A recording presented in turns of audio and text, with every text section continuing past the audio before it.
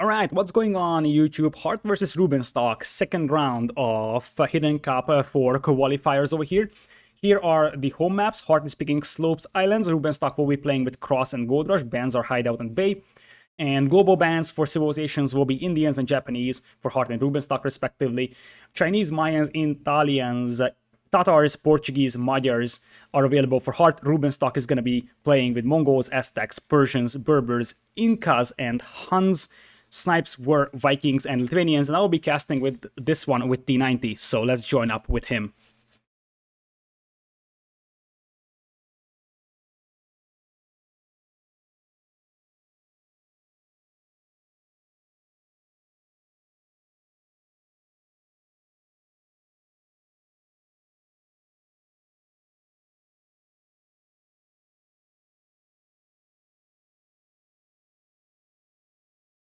Yeah, pause champ.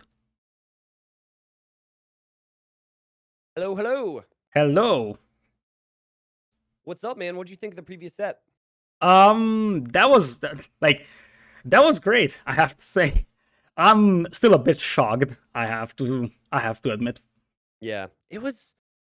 I mean, I expected it to be a good set, but it was a heartbreaker, right? Capotch playing so well, Jordan playing well. You never want to see any of those players have to back out, but unfortunately, that's how competition works, right? Yeah, do you think that this series is also going to be a heartbreaker?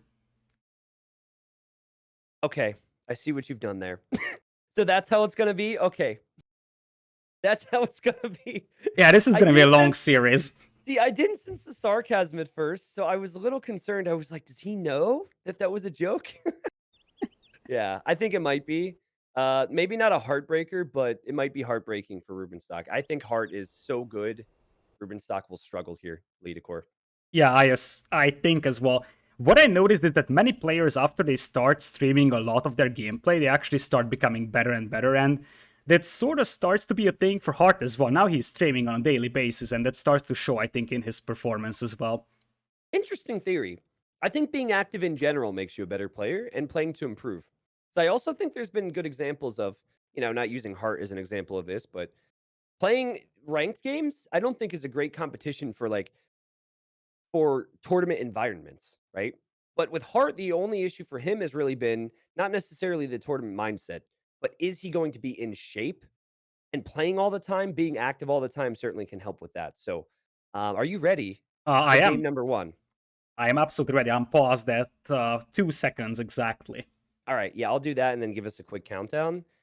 I've seen the sieves, and I'm sure the viewers will see it as well. Rubenstock, I think, recognizes that he is not as good as Hearttt if he were to play the meta. And fortunately for Rubenstock, he is no stranger to playing against the meta. He is gone for the Incas with game number one, and I can only imagine this game is going to be as frustrating as Hearttt expected. um, all right, Leadcore, give me 1 second here. It's hard for me to type up my scoreboard and also to do the casting, but yeah, we can do a quick 3, 2, 1 countdown here. And wait. Go to 11 seconds and just say go, and then we can start. Okay.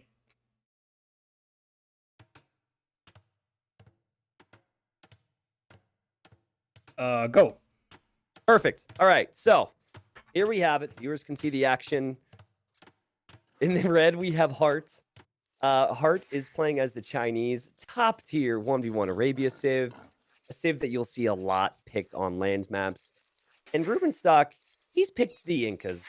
And Leadcore, what can you tell us about the Incas? What potential mind-breaking strategy do they have on the cards?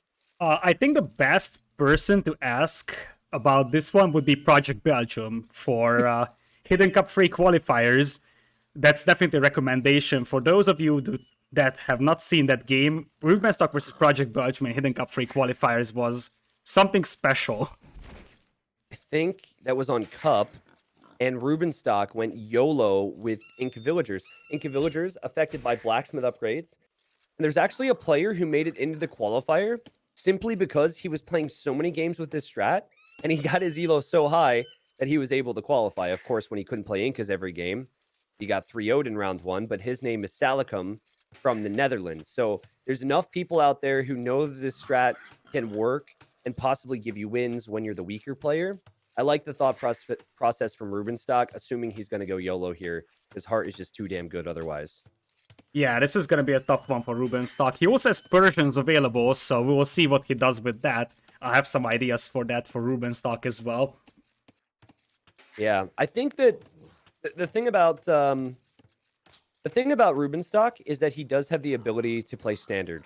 It's just that trying to play standard against someone who's at seed 6 is somewhat questionable.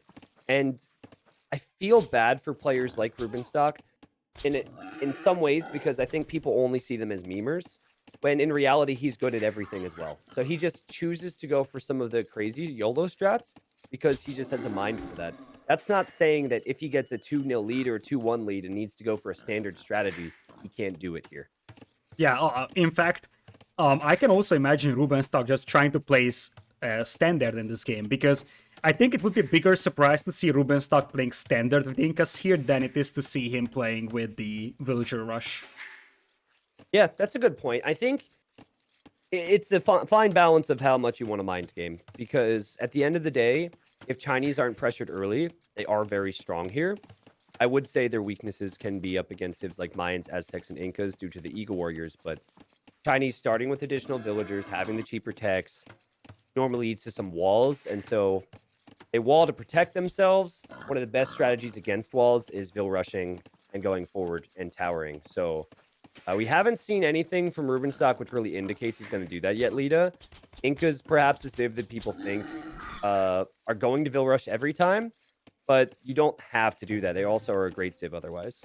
He only has 3 on wood, which for me is a bit of a clue that could be a Veer Rush, although you also save a bit of a wood on the houses, so you might get away with 3 on wood at the beginning still. But I would still think that if you play standard, you play 4 on wood with Incas as well.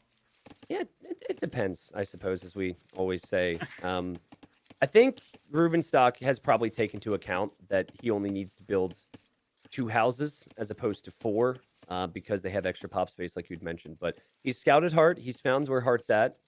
And if you look at Heartt scouting, Heartt has not found Rubenstock yet, but it's very common for Chinese to stay at home and try and push in deer. That said, he's just leaving the deer now. So maybe he feels that was weird. I've got to scout him. So what I'm noticing is that Heartt's minerals are mostly located on the left side of the map, so technically this is definitely towerable by Rubenstock. And here it comes. Here it comes. Wait, what comes? Sorry, you cut out there for a second. I didn't hear like 3 seconds of what you said. I just said here it comes. It's a 20 pop feudal from Rubenstock. All right, wonderful. So 20 pop feudal, few villagers on stragglers. Yeah, this normally is because he's not planning on having too many on wood long term. So he's going to collect some wood for now. The number I tend to see go forward with these builds is, okay, yes, 3 go to stone, is 8. 7 or 8. Now, I was someone who experimented with this build order quite a bit back when Noboru started it way back in the day. I have a few videos on that. But you research wheelbarrow right away so your villagers move faster. You then build a blacksmith so you can get armor and attack. Now, since he hasn't pushed in a lot of his deer, I don't think he can get the armor and attack and wheelbarrow. But it is going to be the Inca Tower Rush, and we have 8 villagers moving forward. The funny thing here is that, first of all, Heartt is going to be playing archers, and his gold mine is like dangerously exposed to that tower rush, and Rubenstock knows about that. He's just chilling there with the eagle. It's fascinating one here because I think Heartt has quite a bit of experience playing up against this strategy from that Salacom player I mentioned earlier. So Salacom may be training people for this moment as you see 7 bills going towards the berries. They'll probably make the blacksmith. There it is. And then 1 villager heading over to where the eagle was, maybe for a sneaky tower on the golds. I think archers is the play, though. Expecting this and going into archer range is so much better than trying to go for scouts. Because eventually, if you get enough archers, you can snipe those villagers. Yeah, I think there is a reason to go for scouts, and that is mainly counterattack potential. But if you just want to defend directly, that is not really going to be viable. Yep. Plus, the big thing is you almost always lose your berries. And Chinese struggle because they start with 0 food if they don't push any deer. So there's no deer pushed in for Heartt. Heartt clearly knew what was coming. He's going for the range at least. And I like how he's getting Talon Watch. I think this might actually be because he got pop cap. But he's looking now, and he can see that villager building the tower on the gold. So Hearttt, with good awareness on the left side, should still be able to mine gold. Yeah, indeed. Now, one thing to point out is that Ruben made a house close to that stone mine, so he sees if his opponent is moving towards that stone. And indeed, that would mean that there is no stone mine for Rubenstock or for Hearttt. And one of the easiest ways to stop a tower rush like that is to make counter towers, because Inca villagers aren't amazing when it comes to tower versus tower wars. I can hear Nikov. I don't know if Nikov's watching this at all right now, but I can just hear Nikov. Like, what is this dumb strategy? I can sense it, man. This strategy is ridiculous. Villagers being able to run forward like this, combining the blacksmith upgrades with the fact that the towers are cheap is so strong. But I like how patient Hearttt was. And he's gonna place his own tower. This is a good time to do that. And he could honestly just send some vills, send some archers into that tower. Rubenstock, fortunately, not advancing into too many areas as he goes to the right side too. Hearttt notices this. This is so messy to play against. Yeah, I would just like to remind everybody that these players are trying to qualify for a $60,000 prize pool tournament, by the way. Yeah, and also, this is probably one of the best strats to tilt somebody. Like, I think Heartt's mentality is going to be pretty strong here, knowing that he's going to have the confidence that he's the better player. But these strategies can really get under your skin, and that can stay with you going into future games. Yeah, absolutely. And I just want to give a quick shout out to Rubenstock, who had 6 seconds of TC idle time in this game entirely. That's amazing for a very, very low eco build that he's doing right now. And look at him rushing down Heartt's tower. Hearttt doesn't have archers here, and Hearttt is going to run out of stone, actually. So he won't be able to repair that, for very long. The archers arrive. The archers don't have fletching yet. The tower... Well, it can't be repaired any longer, so I suppose Rubenstock can just hop in, and now it'll get shot down. This is kind of working for Rubenstock right now. Yeah, it's working really, really well. He's getting a tower up as well, and one of the underrated things that tower rushes can do is food eco denial. Yeah. The berry's already taken away. If this tower goes up now for Rubenstock, he can place another one soon. And it's so difficult to take out these villagers with archers, but especially without fletching. Hearttt does not have the fletching upgrade, and his archers, again, unable to stop this push. Rubenstock takes the score lead, and you mentioned it, Lita. Hearttt cannot take any stone. How does he stop this? He does not. He has nothing. Like, now he's trying to launch a counterattack, but I think we're soon getting to the stage where Ruben is going to be just taking his berries. Well, the awkward thing is, archer counter will have fletching. It's a good move from Hearttt, because I think he can get ahead. And also, using some archers, using some villagers, it's messy. It's not fun at all. Tilting. But he's making it awkward for Rubenstock. So much to look at right now. Fortunately, villagers, Inca or not, they have very good bonus against towers. And as soon as that tower goes up, Rubenstock's tower goes down. Archer's now arriving. And wait, does Hearttt even know where Rubenstock's base is?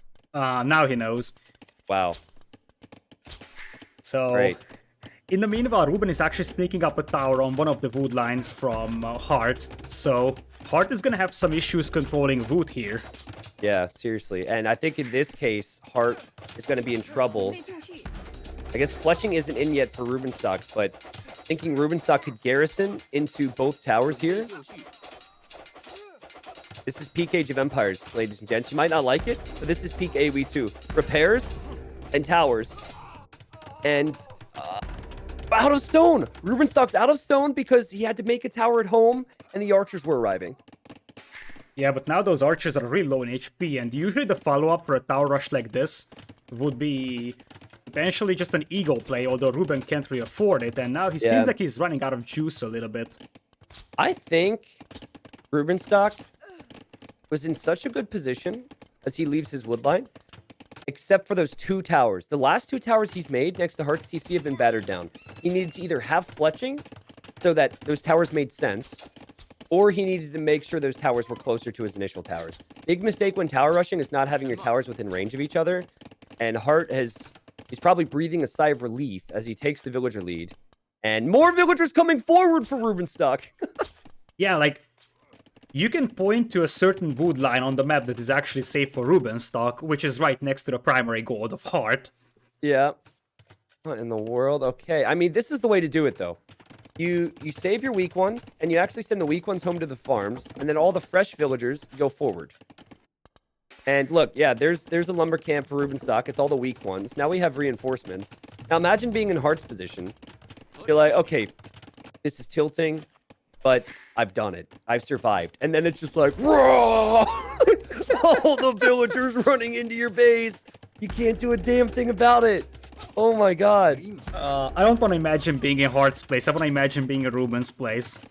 Yeah. Rubenstock he's so annoying because he gets so much joy out of making it messy for others. And so, like, Heartt was debating on rushing that this time, but he realizes, well, shoot, I can't rush it this time. And the towers are just going to continue. And look at Heartt. He has to delete the farms, abandon that area. The wood line and the gold is over here. I mean, how does he stop this from getting worse? Yeah, that's the real problem, and the thing is that in the meanwhile, Rubenstock is walling in that range, and if that is not going to get archers out, there is nothing that Heartt can do to stop this. And Heartt just lost 3 archers to the tower, and the next tower is going up. Is Rubenstock going to take game 1 with this strategy? Oh my god. I mean, again, the mindset of Heartt. You're seed 6 against seed 38. And then also Rubenstock has Persians available if he wants to go for a TC drop or something crazier in the future sets. Rubenstock might actually get the upset win, at least in game number 1 here, as he's just completely surrounding Heartt with towers. Yeah, the only thing I don't necessarily like is some of these towers aren't walled in. So, for example, Heartt could actually better down the tower now that he's on his primary gold. Yeah. But I think this is going to turn into a base trade. He just wants to go for Rubenstock's base now. Well, that's good, because Rubenstock likes to build town centers at enemy bases. So, if Heartt wants to just leave for him, Rubenstock will happily occupy the enemy territory. You don't need to ask him twice. 38 villagers versus 41 right now. 3 military versus 0. But towers are military for Rubenstock as he's stonewalling in that stone. And Heartt is in the middle of the freaking map with the lumber camp right now. Ah, beautiful. Now that, however, Heartt is off from food, even if Rubenstock doesn't actually have the food eco to keep making villagers, or potentially losing villagers to the archers, Heartt isn't going to have a villager lead because he just can't make vills himself either. Yeah, I think that time is coming. He does have access to gold, though, and that neutral gold in the right corner, which he was able to scout, might save him. That's not something that Rubenstock scouted, and there's only ever 2 on the map. So I don't think Rubenstock has any real reason to go to the corners. And it's a good move from Heartt to try and run away, but here comes Rubenstock with fresh villagers to fight the villagers from Heartt in the middle. Oh, he's laming the woodland on the right side at the same time, trying to trap those villagers. Oh my god. He misclicked it, actually. He's chopping the trees for them. This is so ridiculously messy, and this is why people love Rubenstock. Oh, Heartt must be so frustrated right now, man. How do you keep your cool? I would not be able to.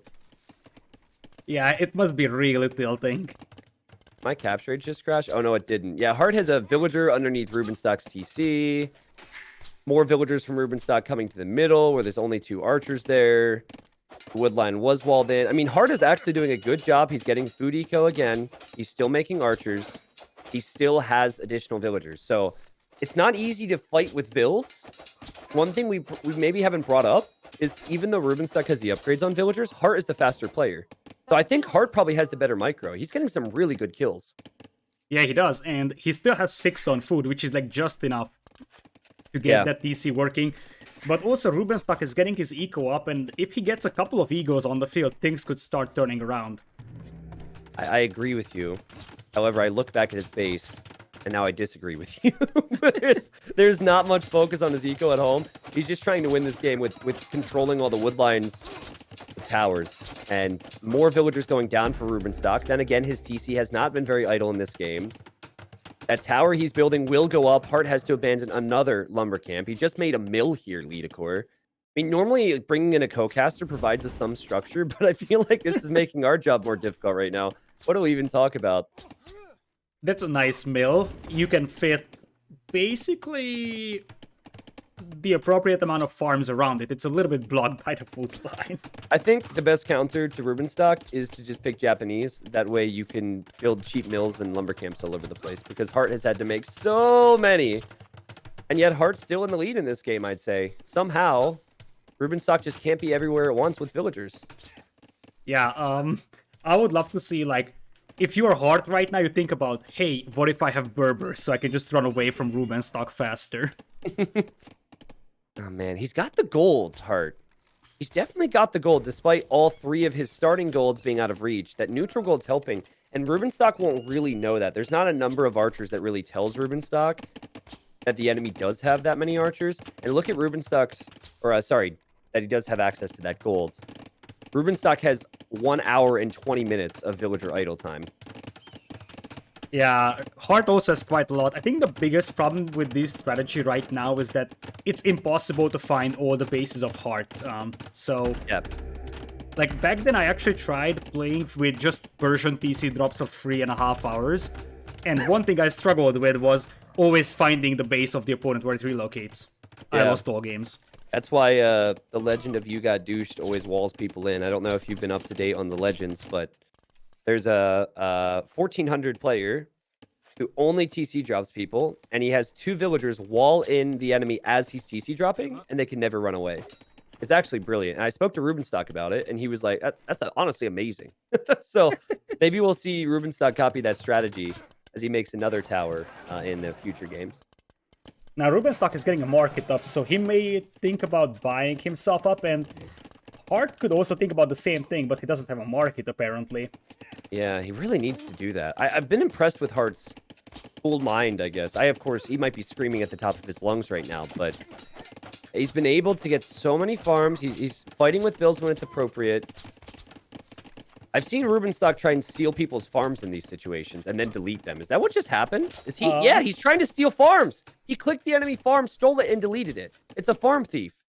Yeah, that is actually possible. We have seen that a couple of times. I think in the previous round as well. That's a big commitment from Rubenstock now, and here comes the eco balance.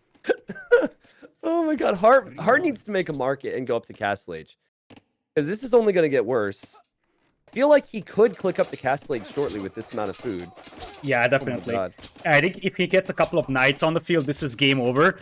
Rubenstock thinks otherwise because he's bringing in more. Well, even just... Oh my god. Yeah, Rubenstock should, too. He should go YOLO. But even just crossbowmen. Like, the archers are doing so fine.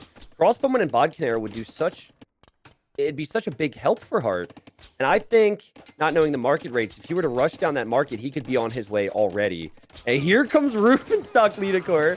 I don't know if he's here to steal farms or attack archers, but Hearttt is going to have to micro his heart out. And it's working. He's actually doing an extraordinary job. Yeah, this must be very, very tilting to fight against. And I think the scary thing about this is that you have no idea if you're winning or losing. Yeah, that's true. I mean, I'm pretty sure everyone loses these games. Typically, right? I don't think anyone wins these types of games. But as far as the scoreline goes, yes, I'm with you on that. And there's a Baron here. There's another tower for Rubenstock, but Rubenstock losing so many villagers. And it is extremely difficult to click villagers and attack them. Whereas archers, if you sit them there and you go to do a couple other things, Lito, those archers are going to keep attacking. And Hearttt just needs to buy the food. He'll be up. I think Rubenstock is slowly losing control of this one. Yeah, that is slowly spiraling out of control, especially with 20 villagers lead now for Hearttt. Rubenstock is getting a barracks up, but I think it's a little too late for him. Fun fact, he could actually rush down that TC with the villagers because there is no one to garrison it, basically. Hearttt just lost a villager to a bear. Everything's going wrong. Even the bears are against him. Oh my god. But seriously, Hearttt has played so well. I did love how active he was with his archers at Rubenstock's eco the whole time.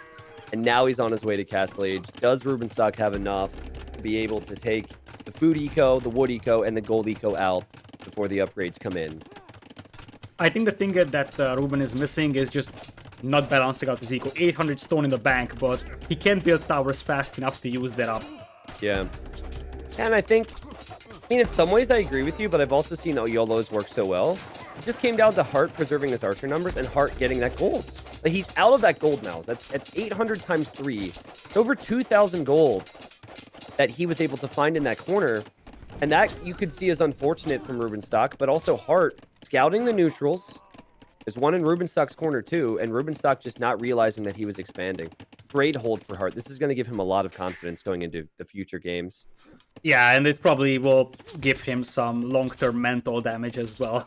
Yeah, maybe. I mean, I think if you lose to this, you get frustrated, and then you try and recover. You win against this, and you say, all right, whatever memes you're going to throw my way, I'm going to be able to deal with it.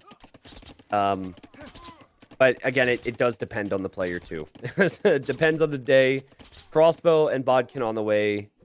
Didn't mean to rhyme there, but I think the GG is going to be called. Rubenstock, just no answer to what's coming out now. He will try buying himself up, though, and he's got a couple of egos on the field, but I feel like that's indeed too late. Yeah. I hear another bear somewhere. They're out there, man. Oh, yep, there's a bear. Okay. That's gonna be close. I think the lady wins that one. I think she wins. Yep, easy win. His Hearttt is now... Look, he even found the other neutral gold. And he's making a TC all the way on the other side of the map. He has really scouted well. This is as Crossbowmer going forward. I mean, I appreciate the fact that Rubenstock's trying. It's not like he doesn't have the stone to make defensive towers, which he's doing at home. Yeah, he's on his way to Castle Age. He's actually going to give this a real shot. Yeah, he will, because I would think that he will try a YOLO castle as well. I don't know where he's gonna drop it, but... Yeah. Well, I mean, the towers are up. It's hard for Crossbowman to work now. Start losing some of those. Let me look at Rubenstock scouting. Rubenstock has not... Well, he knows that there was a gold in that corner now. He's actually raiding with the Eagles, so that will be short-lived. But he does not know about the gold in the south, Lita. So that's going to be good for Hearttt. And Hearttt has the food eco to possibly tech switch into some knights, too. Yeah, I think he has to, because otherwise his crossbows will be too slow to deal with eagles, and he could just get raided and raided by eagles. Yeah. I mean, he's mining Heartt's gold. He's mining Heartt's stone. He certainly has no shortage of stone and gold. It's just the other resources. And while I normally would love a switch to Eagle Warrior in this position, it doesn't look like his economy is good enough to get there. Can you make a guess on how many towers Rubenstock has on the map right now? I wish I had a set on how many he tried to build, because he's lost a lot, but I'd say about 8 on the map right now. It's 16. What? Okay, I don't know what I was thinking, actually, when I look back over at Heartt's base, because he's got 6 at his own base. Now, someone do the math on how many castles you could make with that. What did I say? 8? What is wrong with me? I have problems, man. So many vills dying, though. Good job from Hearttt. And finally, Rubenstock hits Castle Age. And you're right. I think a castle drop could work well. Hearttt is actually dropping a TC on his main gold right now. And Rubenstock is walling in this other gold. Rubenstock is not going to give up here, is he? No, he won't. I feel like we're actually getting closer and closer to a game that we had against Project Belgium in last Hidden Cup. I agree with you on that. Like, every Hidden Cup qualifier rolls around, everyone crosses their finger that they don't have to face up against Rubenstock. Who won that set, by the way? I recall Rubenstock and Project Belgium being very close in that. I think it went 3-2 for somebody. I don't remember. I remember that the game was won by Rubenstock, and I think Project Belgium was so tilted after. Yeah, I think Belgium won the series. But maybe... Okay, someone's saying Rubenstock won the series. Okay. Interesting. And then I forget who Rubenstock eventually lost to. He didn't make it all the way. But wow. Hearttt. Again, I'm impressed. 67 vills. He's going to take out this tower next to the main gold. Mine that gold again. Do you think there's anything more that Hearttt needs to do here? Because Knights. To me, it looks at... Okay, yeah, knights. Like actual knights, because we are getting to 14 eagles with +2 defense, and they would just run past the archers and kill the villagers on the wood line of Hearttt. Yeah. Yeah, I see that. He's almost... Has so many areas on the map to focus on, it's impossible to know what the attack signal is coming from. Because look at the mini-map from Heartt's perspective. Look at the blinking. That's where he's being attacked. So you have 8 different areas that's blinking on the mini-map. You get the attack signal, you might not realize that it's from 2 eagles that squeak in here. Not fun to play against, that's for sure. Those crossbows will also get surrounded by the eagles if... Which ones? The right side ones. Yeah, it's a bit hard to tell. Where is it? Look at the right side of the map, Tristan. Yeah, I see it now. Crossbow's running away, and I think some mobility would be helpful for Hearttt. Also, ballistics would be huge, so he's not missing a lot of these volleys as they run away. Because he's, as it stands, a lot of the volleys are missing. Rubenstock should just continue to use the mobility and move around here, and he's trying to do that, but I think he's got to preserve his eagle numbers there, and finally does get out of here. Yeah, but at this point, Hearttt still has a huge eco lead, but one thing he doesn't have is food eco. He's got 6 on food, which means that, yeah, he has multiple TCs, but, you know, producing villagers is just a distant dream for him right now. Yeah, it's such a weird game, man. I feel like if Hearttt didn't have the neutral golds, he would have been dead by now, right? Because he would not have the crossbowman. He would have no defense. But because he found the neutral golds, which credit to him for scouting, because it's always a bit random, he does still have a chance. And, well, he's got more than a chance. He's got a lead. But Rubenstock's chances all depend on if he's able to continue to deny resources. So I just don't know where he can choose from. It's like an all-you-can-eat buffet for Rubenstock. There's so many areas that are exposed to hit. There's too many to count. Yeah, he might just be like, okay, whatever, you're gonna run out of gold at some point, right? That's probably what he's thinking. And that's why, like, when he spotted the other neutral was taken, he probably thought, oh, now he's out of gold. And currently, he's probably thinking that Hearttt has only been using the gold that he's about to attack, which is actually incorrect. Hearttt still has all that other gold in the south, and the Eagles are just going to dive right underneath the town center. Yeah, those are going to be some very expensive rams going down for Hearttt, so that is sort of a little win over here for Rubenstock, and the tower isn't able to reach the gold mine, which hurts quite badly for Ruben. What a weird game. Still crossbowman around for Hearttt, but he's got other things to look at right now. He's noticing that there's an exposed area of Rubenstock's eco. There's 43 crossbows on the map. That is a lot of crossbows. Castle Age Eagles are strong, but there's only 17 of them for Rubenstock, some of which are weak. But Rubenstock reacts to this crossbow army. What a ridiculous game. Rubenstock is so entertaining to watch. Oh my word. Ruben is actually stonewalling him one tile of stone right next to Heartt's base on the left. Oh man, I noticed that, yeah. I think he walled that one in like 10 minutes ago, actually. There's so many crazy things going on, and Hearttt lost a couple crossbowmen to the towers as he tried to get snipes. Finally, ballistics is on the way, and finally a Mangonel for Ruben. He's going to send Mangonels out of the middle siege workshop forward. The guy's got 8 on wood right now. He does not have good economy. I think no one in this game actually has good economy.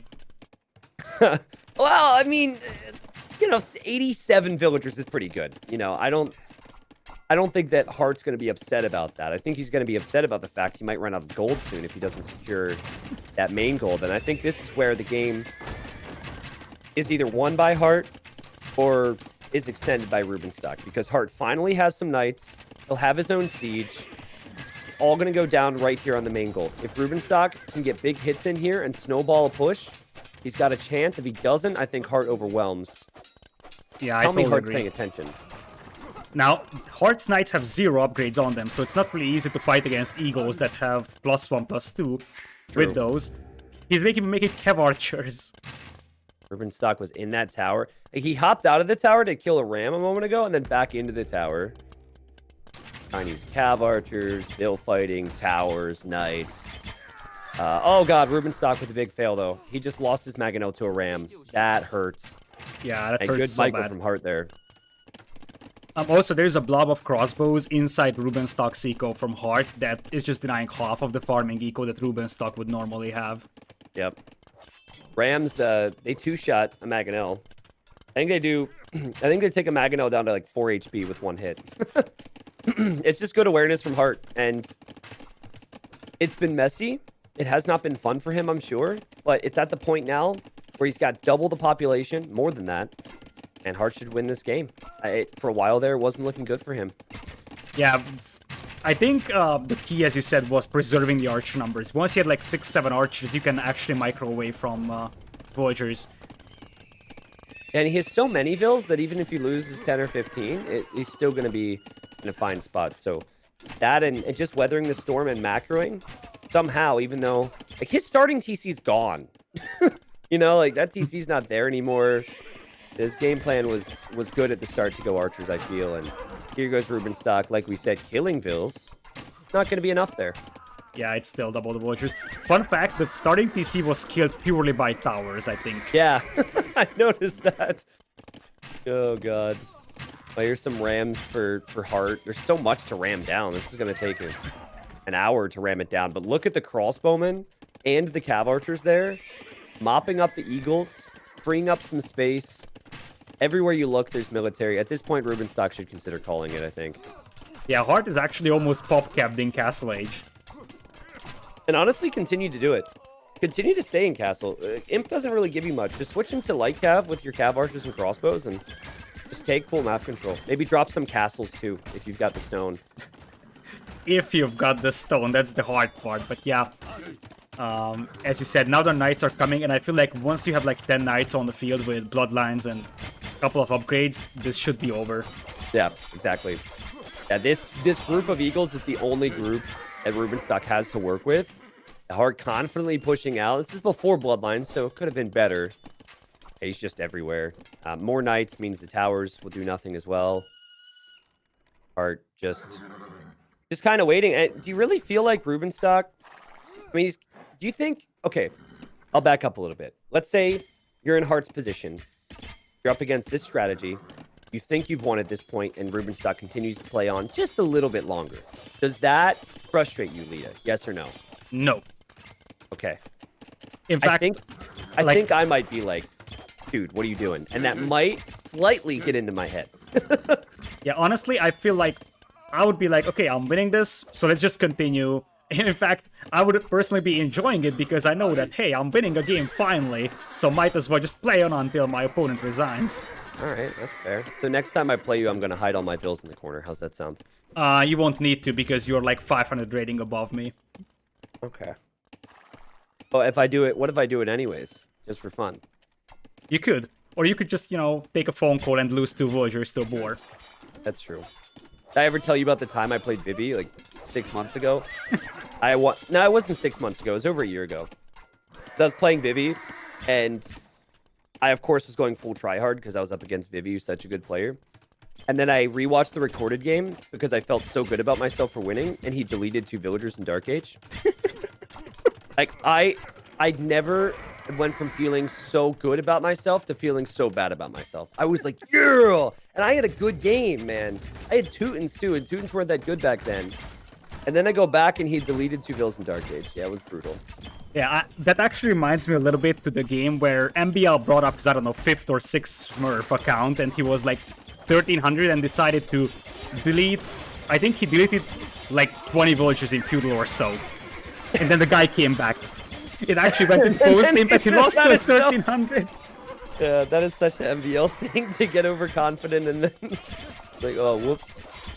All right, well, Rubenstock's still trying. This was his last army, right? He cannot continue to fight after this. He'll see his pop is too low. Heartt's dropped a castle on the other side of him. Rubenstock's going to call it in 3, 2, 1. 0, Never.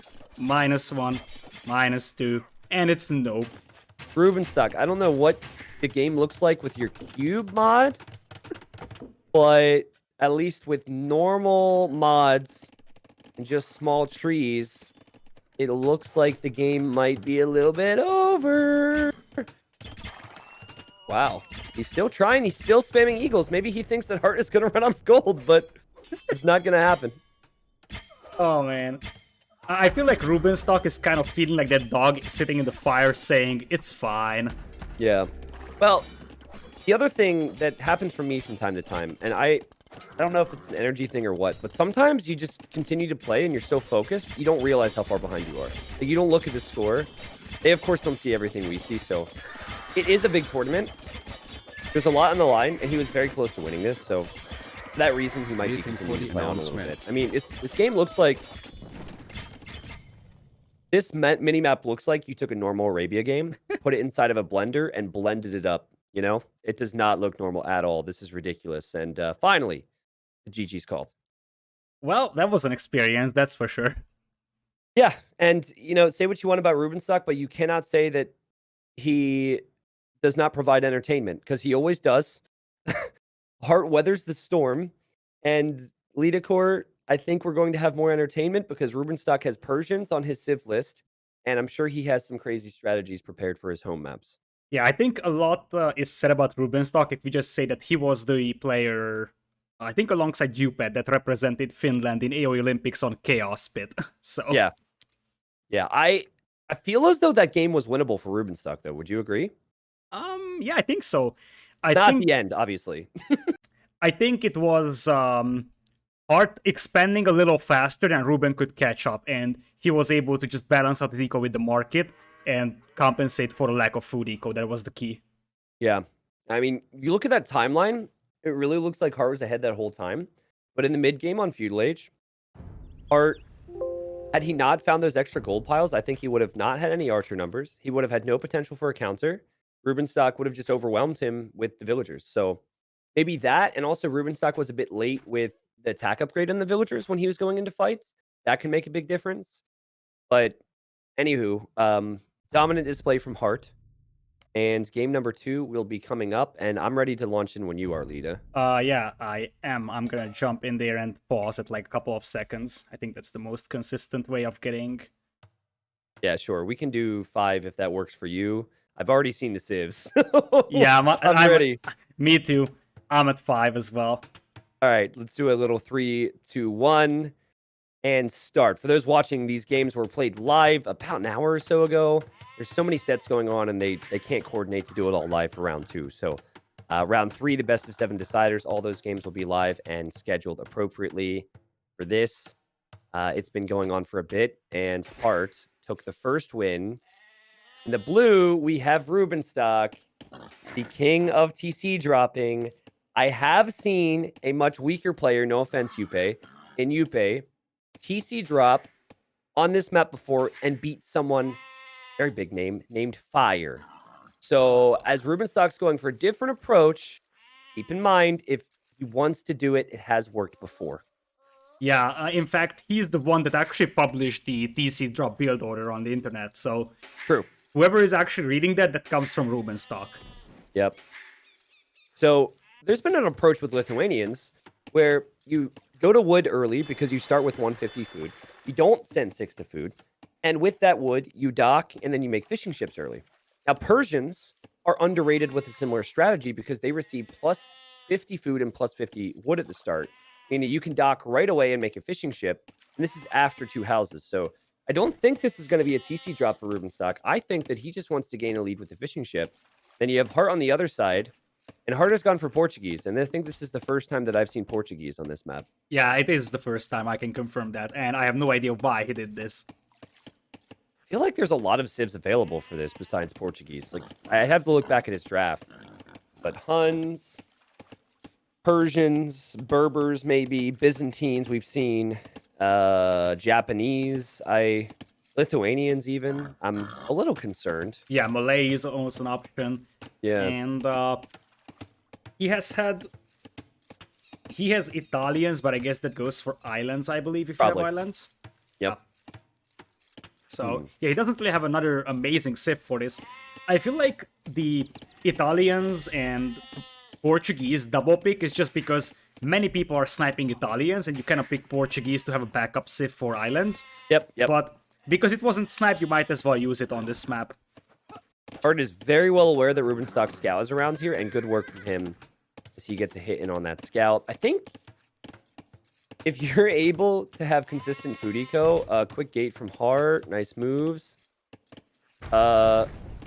Just passing with the goats here is Rubenstock. But anyways, if you're able to have consistent food eco with fishing ships and TC drop someone, I mean, that spot in front of Heartt's TC is just asking for a douche, right? And look at the amount the Rubenstock has on wood. He's going to TC drop this game. Yeah, he's gonna.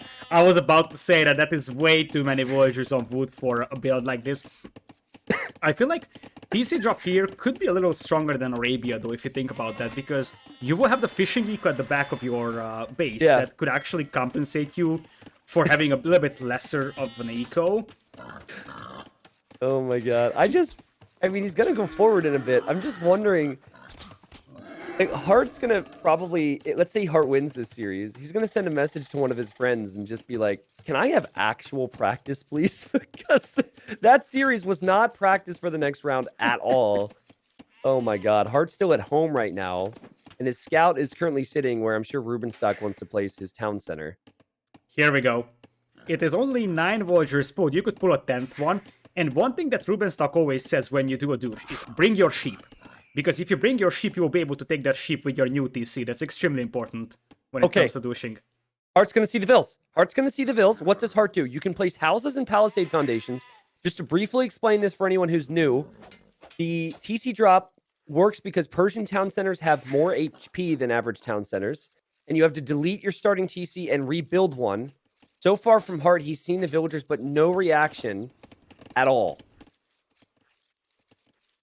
Hearttt, you know his reputation, right? And the ideal spot here is to drop the TC on the berries as well. That's a very decent spot. It's super close. I think it also denies the repairs. It's so close. Oh my god. So the TC at home has been deleted. And Hearttt seems like he's just going to let it happen and maybe think about relocating, I guess. And here comes the sheep. So he's bringing his sheep forward. And Rubenstock can take the berries. Rubenstock will garrison and eventually shoot this down. And Hearttt is on his way to feudal age right now. So let's talk about the decisions, Lita, because it's funny, but it's extremely complicated because the idea from Rubenstock is that he will always have a TC. He will consistently create vills. When Hearttt goes feudal age, that TC's idle, researching the upgrade, and then he's going to need to find a spot for new villagers. So, as someone who has studied the TC drop, key here for Hearttt is to make good decisions with his stone, because if he makes a tower, he won't be able to afford a TC, and also make quick decisions on where he's going to take wood. Second thing is going to be make sure that if you can float the wood, get a dock up on Rubenstock's pond, because Rubenstock's fishing ships he's adding them right now. He's going to continue to add them and have untouched food eco. That was a mouthful, sorry. Yeah, you were completely right. Like, Rubenstock is definitely dropping a house on that stone mine. So, the thing is that he could try starving his opponent out of stone here, when it comes to TC drop. And yeah, I was looking at that TC and I was like, maybe Hearttt needs to repair this a bit if he wants to go up to feudal. That's true. Yeah, it was close. Hearttt just lost a villager. You're right, that TC's so close that it actually can snipe some of the repair villagers. Okay, now Heartt's in feudal, but look at the eco lead for Rubenstock. Hearttt, it takes a lot of resources to repair a TC. So, it's not going to be so easy for him to just lose his and rebuild one, because Rubenstock might even vill rush him then. Yeah, and also keep in mind that, like, Rubenstock was trying to disrupt the lumberjacking. On the other side, you have to relocate your wood line. And really the bottleneck when it comes to replacing your TCs is wood.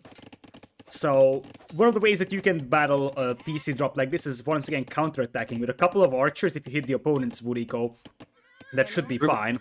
Rubenstock in this position frequently vill rushes. He does not want you to get your TC up. So he is going to send villagers after Heartt's woodline. And I think Heartt's rebuilding a TC, or thinking about it. So Hearttt hasn't quick-walled the woodline. Hearttt could lose these vills. And Rubenstock's trying to wall him in, and Hearttt reacts and gets out of here with the villagers. It's so messy, but it's Rubenstock.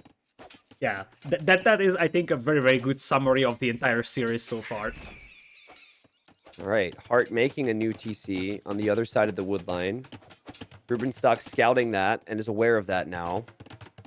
Hearttt should save these villagers, but you can see because the TC's up, because of Rubenstock's resources, Rubenstock is consistently creating vills. No worries there. And vill fighting like game one, no armor upgrades, but getting a kill and can just micro the weak ones back to his home. Yeah, now, one of the underrated things that Hearttt has done is using the mobility of his Feudal Age Scout against his Dark Age Scout, and Ruben lost his Scout, so he will have no information on where the new TCs come up. Yeah. I wonder if he's going to need to have information at this point, though, because he knows the TC's there. So I don't know if he really needs to know too much. And Hearttt has lost 4 villagers. Rubenstock has lost 0. It's 35 eco versus 25. This is working, and to make matters even crazier for the people who don't know this, Rubenstock uses a cube mod. So the trees are just cubes, just green blobs. The gold is just yellow blobs. His game looks ridiculous. His game plays ridiculous, but it's all about efficiency. Yeah, it's crazy how many weird things the Suomi players do overall. It's Rubenstock with the cube mods, back then other Suomi players played that, but also if you remember, for example, from Suomi, Viles is using only one finger to click 2 mouse buttons. Did he change the way he does that, by the way? I see there's a lot of Finnish players in chat who might be able to let us know. Yeah, he would use his pointer finger to click both sides of the mouse for a while. I don't know if he changed that. My last info is from ECL LAN, and we have a clip about that. Yeah, okay, he did apparently change that, yeah. But look at Rubenstock's plan. He's on the way to Feudal Age now. He could just send a villager over and dock Heartt's pond. His pond has not been docked yet. Heartt's got an archer, but I think Rubenstock will see the archers and think, that's not actually that big a deal if I take out his fishing ships. And he still has food income to maybe make something like scouts. Yeah, and honestly, a couple of scouts from Rubenstock here could actually be pretty devastating. And we also have to keep in mind that Ruben will be able to access stone, whereas his opponent won't. So, for example, Heartt cannot counter tower right now. Ruben could drop a tower and suddenly deny all that wood and gold. Rubenstock losing villagers, but realizing it's not too bad for me, actually. And fletching archers for Heartt. Good job from him to get fletching in. Still looking around. Okay, here, this is something that probably could have happened earlier for Heartt. But he is now going to make a forward dock on Rubenstock's pond. And maybe he got the idea from the fact that Rubenstock was trying to do it at Heartt's pond. And Heartt is denying that with builds right now. Or is he? Is he? Oh, you've got to be kidding me. Wait a second, Heartt. Chop that tree and then palisade it. He could palisade hop that tree. Yeah, he can. He can absolutely do that. But the dock goes up, and this is a Persian dock as well, which means it's working faster. It is higher HP. So getting rid of this is going to be awfully hard for Heartt. Yeah, well, it's going to be awfully awkward for Rubenstock. He's getting towered. Archers are here. Man, Heartt is so fast. They don't really get to see how he typically plays in this series because Rubenstock's a crazy player, but Heartt's very, very, very high pressure player, constantly putting you under some type of duress. Look at the resources for Rubenstock. Is he somehow going to click up to Castle Age? This is the build that we call Slow Castle. Slow soul, man. Get it right. I think, is the response here from Heartt to send his villagers over to the berries of Rubenstock and like take the boar and whatnot for food? Because if he starts to lose fishing ships, I mean, even without losing fishing ships, he really doesn't have a lot going on when it comes to food. And if he does end up getting food, it's going to take time as he needs to dock additional ponds. Yeah, now, fun fact, Persian knights actually do more damage against archers, so if Rubenstock gets up into castle here, and he gets a couple of knights out, that's going to be a very, very easy cleanup against Heartt's archers. Yep. Honestly, and forgetting that Civ bonus, with just 2 knights with armor, and Heartt loses everything. The skirmishers weren't... Probably it was just a knee-jerk reaction from Rubenstock after the pressure, but he's looking at his position now. He's going to click up to Castle Age, and he's not going to have any worries, I don't think. A good job and good defense from Heartt, though, on the pond in the east. And then also great offensive pressure, taking out the fishing ships from Rubenstock in the west. Very important as Rubenstock's docking the south, and Heartt is docking the north at the same time. Yeah, if you're Rubenstock, you could seriously consider just sending a couple of villagers to stone. You know where the TC is at, so technically with a couple of knights, you can even castle drop your opponent. Like, send 8-9 villagers to stone and you can actually pile up enough stone for a castle drop by the time you reach castle. I really wonder if Heartt is one of the best players for Rubenstock to try these strats against, as far as the top 10 seeded players go. Because Heartt was gone from the scene for so long, and Heartt probably doesn't know Rubenstock's reputation like others. I'm sure he's heard. Nikov probably sent him a text and was like, good luck against that madman today or something. But like, since Heartt was gone for so long, he probably didn't watch the legend videos. He probably didn't experience it in ranked games because Rubenstock plays at a different time than him. Heartt might, I mean, he certainly underreacted when the TC was going to go up and he saw the villagers. He didn't even try and palisade it. He's probably going to see the Castle Age time from Heartt, or from Ruben, excuse me, and be very surprised. Yeah, he's gonna be like, oh boy, now we're in trouble. Now, there's no stables coming in here from Ruben, or there is the stable on the north. Oh my goodness. Yep, that makes sense. Just in the north, Randomville. He's also docked there and making fire galleys. This is not the first time we've seen this strategy, Lita. I know MBL was doing it in ranked games. Rubenstock and Yupe, I think, started it. But it's honestly amazing because if you can shake up the mentality of the enemy, they just don't know what to do. I mean, Heartt's making a scout right now to deal with skirms. Rubenstock was never going to invest in more than just a few skirmishers. Yeah, indeed. And he's gonna wait. I think that's a good decision from Ruben. He's not unleashing the first knight and showing it. He's gonna wait until he's got free. This is over, isn't it? It feels like this game is over the second knights show up. Heartt is forever feudal. He does not have economy. Yeah, I feel like now you really start taking over the game with knights, and then potentially as I said, a castle drop could be an option. You, I think, need something that finishes off the TC of the opponent, though.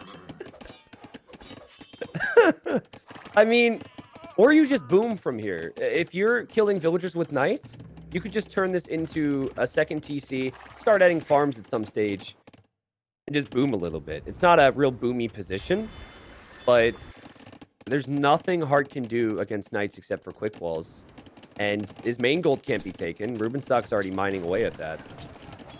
And there's a mill. That's the first time that Rubenstock has even had a mill in this game.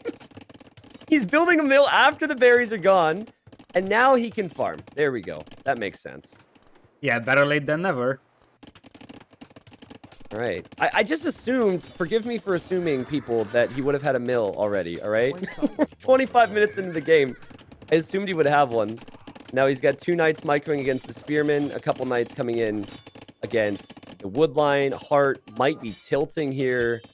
Hearttt might need to accept that this game is over pretty soon. We might see Rams coming from the Siege Workshop. Yeah, now he definitely is in trouble because, like, Castle Age units against Feudal Age units is a so huge power spike that it is nearly impossible to overcome, like, a sustained long Feudal Age against Castle Age units. Honestly, Hearttt, if I were to give you life advice right now, I'd say rip the Band-Aid off and just call the GG. The more that you try here, I'd admire it. Well, actually, hold on a moment. I didn't realize he could abuse the market to that degree. He is still in this. He's going to continue to try, and the fishing ships that he has are going to give him some type of a lifeline, I think, for now. And maybe Rubenstock should focus on the other pawns for now. Yeah, I feel like the problem is going to be that those fishing ships will run out of food soon, and you will need fish traps if you don't actually have food for yourself. That's what sucks. But then again, Rubenstock is just now adding farms. His food eco's not the best either. Rubenstock chasing down the villagers from Hearttt, and Hearttt, 2 games in a row, is just relocating to corners. This is one of the crazier sets we've seen. Probably the craziest set in terms of the strategies we've seen so far in the qualifier. Yeah, absolutely. We have seen some crazy strats overall, but I feel like Ruben is doing something special here for us. Yeah. Well, it's not a crazy strategy that works 1 time out of 100. Rubenstock has shown us that he can do this in tournaments. Look, Heartt's trying to run to the north, but there's already knights waiting for him. Rubenstock has Hearttt surrounded. Fortunately for Hearttt, he has spearmen and archers with this group. Look at how crazy. I mean, Hearttt doesn't even have his base anymore. Yeah, it's sort of turning into Nomad. Rubenstock is like, oh, T90 forgot to add Nomad into the Hidden Cup map pool. Let's try to change this. I mean, 3 Scorpions and this amount of knights is amazing against the army composition that Hearttt has. So now Hearttt knows that he's been spotted. He's abandoning that lumber camp. He's going back to his TC. Again, pick Berbers when you're up against Rubenstock so your villagers can run away faster. That's your best strategy, apparently. He's looking for the villagers. Rubenstock can't find him. Yeah, Rubenstock doesn't know he went back. What a play from Hearttt. Oh my god. They are playing hide and seek over here, and he's like, where is he at? Where is he at? Imagine if Rubenstock had a tower on that wood line, or that gold, by the way. Yeah. Or just leave a Scorpion there. Scorpion would have been so good. Now there can be some knights for Hearttt. And you mentioned the fish. He won't run out of fishing in the north or in the south for quite some time. He could send more fishing ships there. The other ponds are running out, though. There's Rubenstock underneath the town center. Hearttt with some excellent quick walls, but here come the Scorpions. But also there's a knight from Hearttt. Oh, but those are some nice hits that the Scorpions are having over there. I'm so impressed with Hearttt and his ability to stay alive in these games. And here he goes. Scorpions are going to go down. It's 76 population versus 53. Well, there's a lot on water for Hearttt. Rubenstock, he's going to have more than just a few knights and Scorpions now. Hearttt has stayed alive yet again. 2 epic games in a row where the strategy has just been unbelievable from Rubenstock, and the defense as well from Hearttt. Yeah, I feel like one of the things that Hearttt needs to do in this situation, I think he's doing that well, is not panic. Because the biggest thing that could go wrong when you're up against a strategy like this, panic. Yeah. Dude, I mean, that quick wall there from Hearttt, he pre-walled that, so the knights and cav archers couldn't get back over to the base of Rubenstock, which I'll now call this his. Rubenstock's economy not looking great. His pawn control not looking great. And you look at the score now. You look at the amount of villagers on each resource. The one real problem for Hearttt is gold. But there's gold elsewhere to find. Hearttt is doing an okay job. Yeah, in fact, Rubenstock's original base is full of gold, so Yeah. technically there is so much. I think in Cross there is even more neutral gold than on standard maps, or like standard Arabia, for example. Yeah. In total, there's 2 additional tiles compared to other maps. Is 4 2-tile neutrals as opposed to 2 3-tile neutrals, which means it's 8 versus 6. A lot of reason to expand all over the map, and Hearttt, again, killing Vils. What an impressive hold. You know, one thing it's not very glamorous and it's not very wild, so at times we weren't looking at it, as the Scorpions get some massive hits for the pawns. Somehow Hearttt was able to get every single pawn, leading to keeping himself alive here.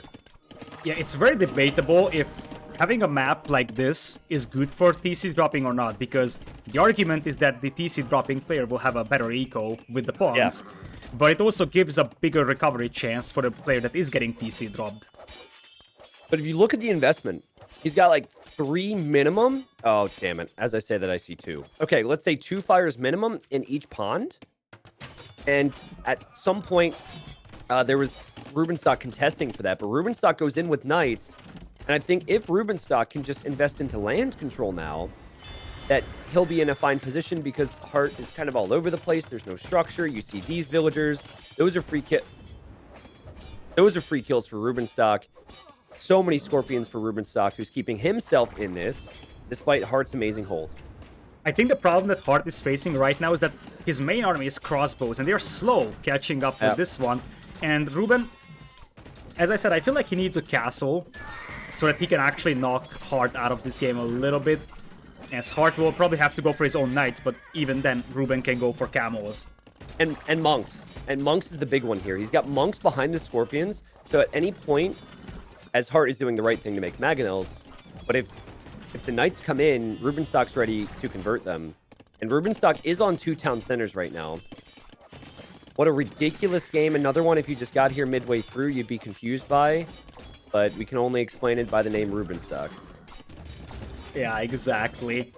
Rubenstock's food eco isn't satisfactory for 2 TCs though, but now he's sending the villagers to stone. I feel like that is the move that he has to make, because if he destroys this TC from Hearttt with a castle, Hearttt is gonna have a tough time relocating elsewhere.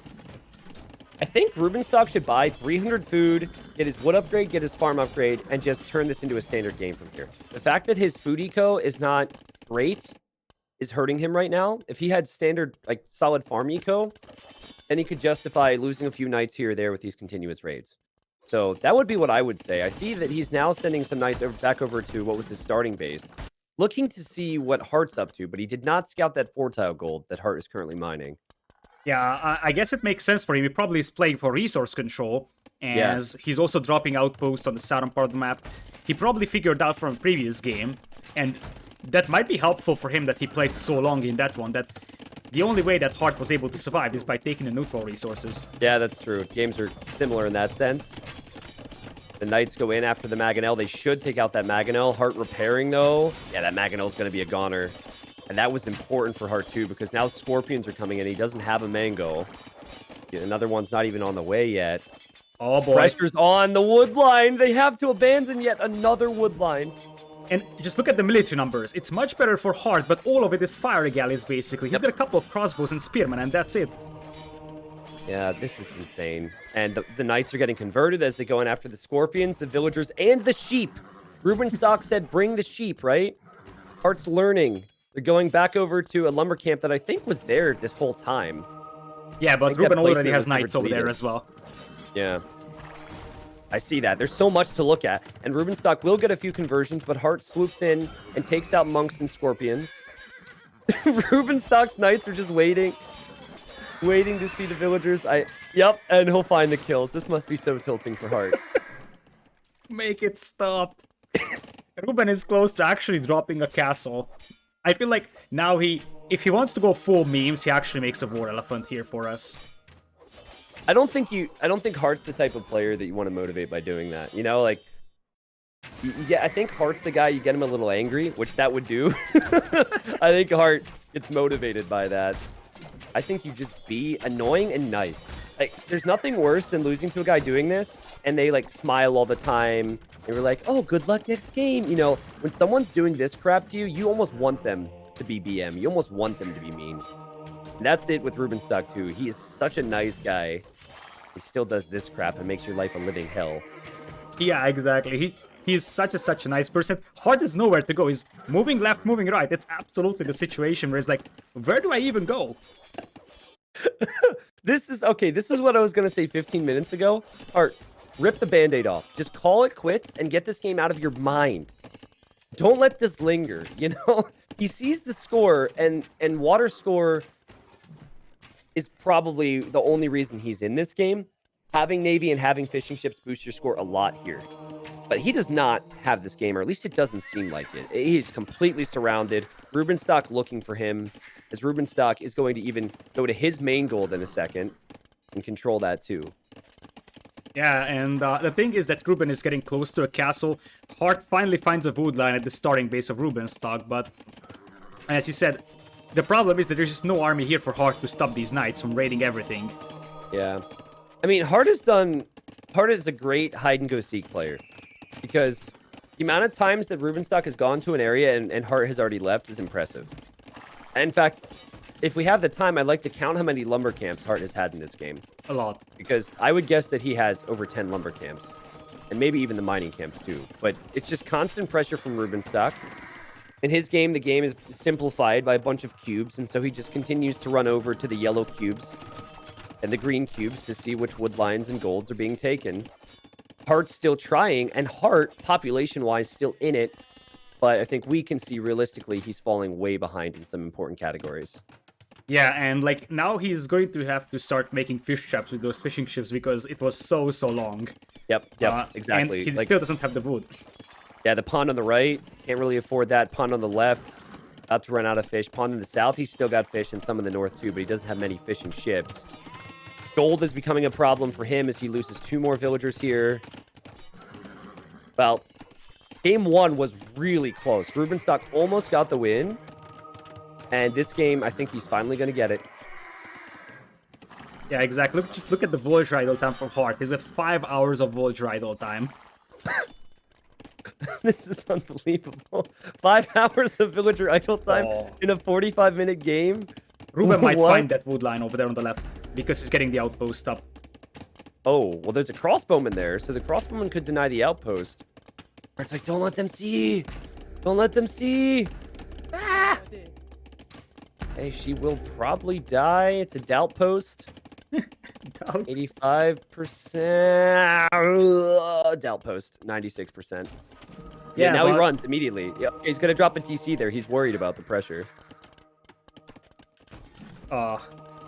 Ruben has been selling stone for quite a while instead of actually making castle, and now there's a lot of spearmen coming out, and suddenly Hearttt seems to be a little bit stronger on land than he used to be a couple of minutes ago. Yeah. The spearmen are a terrifying sight, and Heartt's still just like, he'll get a conversion here or there. He'll make a knight here or there to take out a scorpion. Converting knights and killing scorpions, it's an expensive loss for Rubenstock. But I think Rubenstock feels like this is going to hit a point where he can afford to take the losses because he'll have all the gold control. Yeah, but he's good at getting positions. Rubenstock's not great at closing it out. Hearttt continues to be a threat. Yeah, now Rubenstock is going to send the knights to the left side, but as you said, the TC is already up. Ruben now has a 22 Voyagers lead, though, which is something that is not to be overlooked. Yeah, definitely. And a lot on food. Finally got some important eco upgrades. And a castle drop feels like it could end the game because the map is already sectioned off so badly for Hearttt. If the castle goes up on Rubenstock's main gold, and by that I mean his actual main gold, not Heartt's main gold, then that denies stones, those villagers die, and Heartt's just kind of trapped. He can't really push Persians with their tanky TCs on the other side. Yeah, exactly. And, like, the map presence from Rubenstock is pretty nice overall. So he's actually camping a lot of wood lines, dropping a lot of outposts for vision. Yeah. Yeah, I mean, I'll go to his Fog of War on my side real quick. He's just waiting to see any sign of the enemy. And this is maybe the one area that he'll be surprised to see. Finds the TC here. Hearttt hasn't garrisoned his TC yet. and immediate castle drop from Rubenstock. This game is going to go to Rubenstock, getting the wheelbarrow upgrade at 50 minutes, and yet he's going to do it after a TC drop and a big stage. Yeah, and Just now Rubenstock Pikemen are out, thing. but I think it's too late. It's way too late, because Ruben's eco is pretty nice overall. And the interesting thing is that Heartt's APM and overall his macro is very good, but where there is so many places to focus, it doesn't matter. At the end of the day, you're still reacting, right? Instead of being proactive. And it just like, this TC drop strat really gives Rubenstock an idea of where he needs to focus. It's almost like it's easier for him to turn the game into a massive mess, and then he can just pick a few spots to keep an eye on the entire time. I mean, Heartt will have fished through most of these ponds, but I don't see what he can do now. And now he'll see the score switch too, and he probably has been feeling like this game is going wrong for him. Again, rip the Band-Aid off. I'm telling you, I can't knock someone for continuing to play. He should realistically continue to play. I always worry for someone's mental state, though, if they're tilted and they continue to play on in this type of a scenario. Yeah, he's really trying. Like, he's making galleys on the right-hand side pawn to deny the wood line from Rubenstock, but it's 96 seconds against 56. So, yeah. I mean, every time we say this, Heartt shows why he should continue to stay in the game. A good Maganel micro on the right side. He's got some monks and pikemen there, which in theory are really good. Rubenstock still just all over the place with the knights. And I guess you could try and dock if you're Rubenstock and make fires if there's any fish traps out there. I think just defensive siege right now. Maybe siege light cav, or even your own pikeman could clear this little push from Heartt. And Ruben's map presence, I think Heartt actually tapped out as he saw the knights coming to his gold mine. He was like, okay, I'm out, boys. Which one? The far left one that was originally belonging to Rubenstock, but then Heartt took over. I see. Yeah, okay, this one. I think this is technically a neutral gold, but I think when Rubenstock's playing in a game, every gold's neutral. Like, it's just like when laming is allowed and MBL's playing, that the boars aren't necessarily yours. You're not stealing boars when MBL's playing. MBL's like, this is fair game. I'm allowed to take that, FYI. What a game. The score is 1-1. I still say that Heartt is favored to win this series as long as he can get past the mental hurdles. But what wild strategy is Rubenstock going to go for next? Good question. I need to get the rec for this. Yeah, I'm still not finished dealing with this myself. But let's look at the statistics real quick, I guess, Lita, before we hop in. There's the KD from Rubenstock, 130 kills, 100 units lost. More food and more gold control, and I think the stone and gold ended up being the difference. The timeline. Whoa! Holy crap! And that probably comes down to the timeline being a very deceiving thing.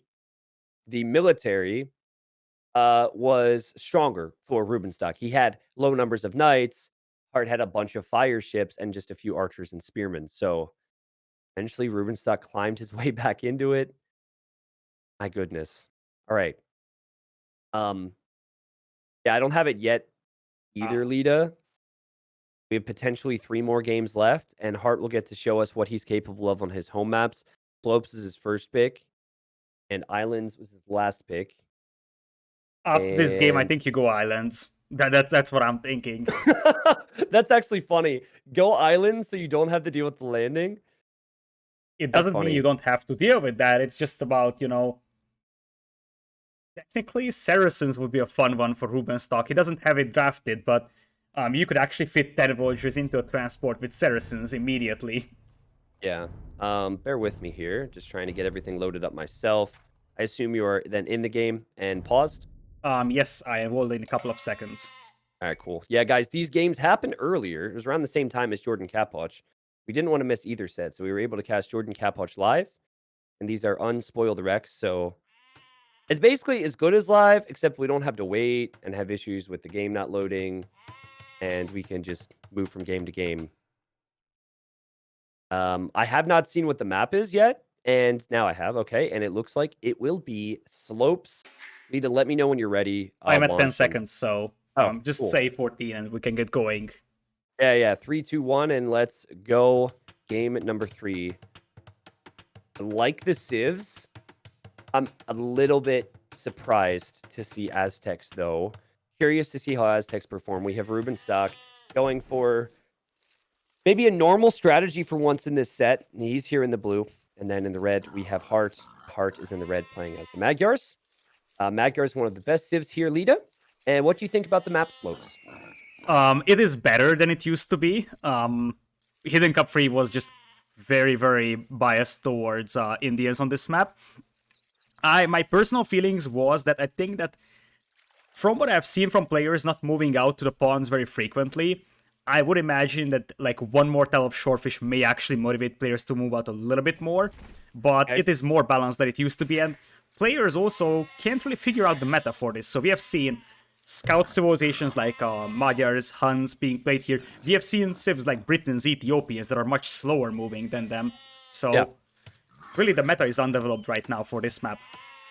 I think that's a great sign, right? Especially when the main event is going to have 8 players who haven't played in any qualifier because it's the top 8. They're going to be practicing and testing things. And then what's even more exciting about the main event of Hidden Cup is that the recs and games are not shown until the 4-day event. So they have 1 week to play round 1. Win or lose, they submit their games.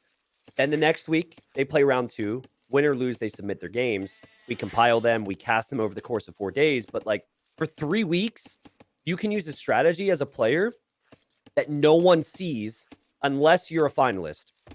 Or sorry, excuse me, semifinalist. Because I think technically the way it's going to work is the semifinals are played on the Saturday before they're streamed then on the Sunday. So like, Doubt and Tato in Hidden Cup 3 had these crazy strats prepared, and it's not like people could see them and prepare for them. You can use them all the time.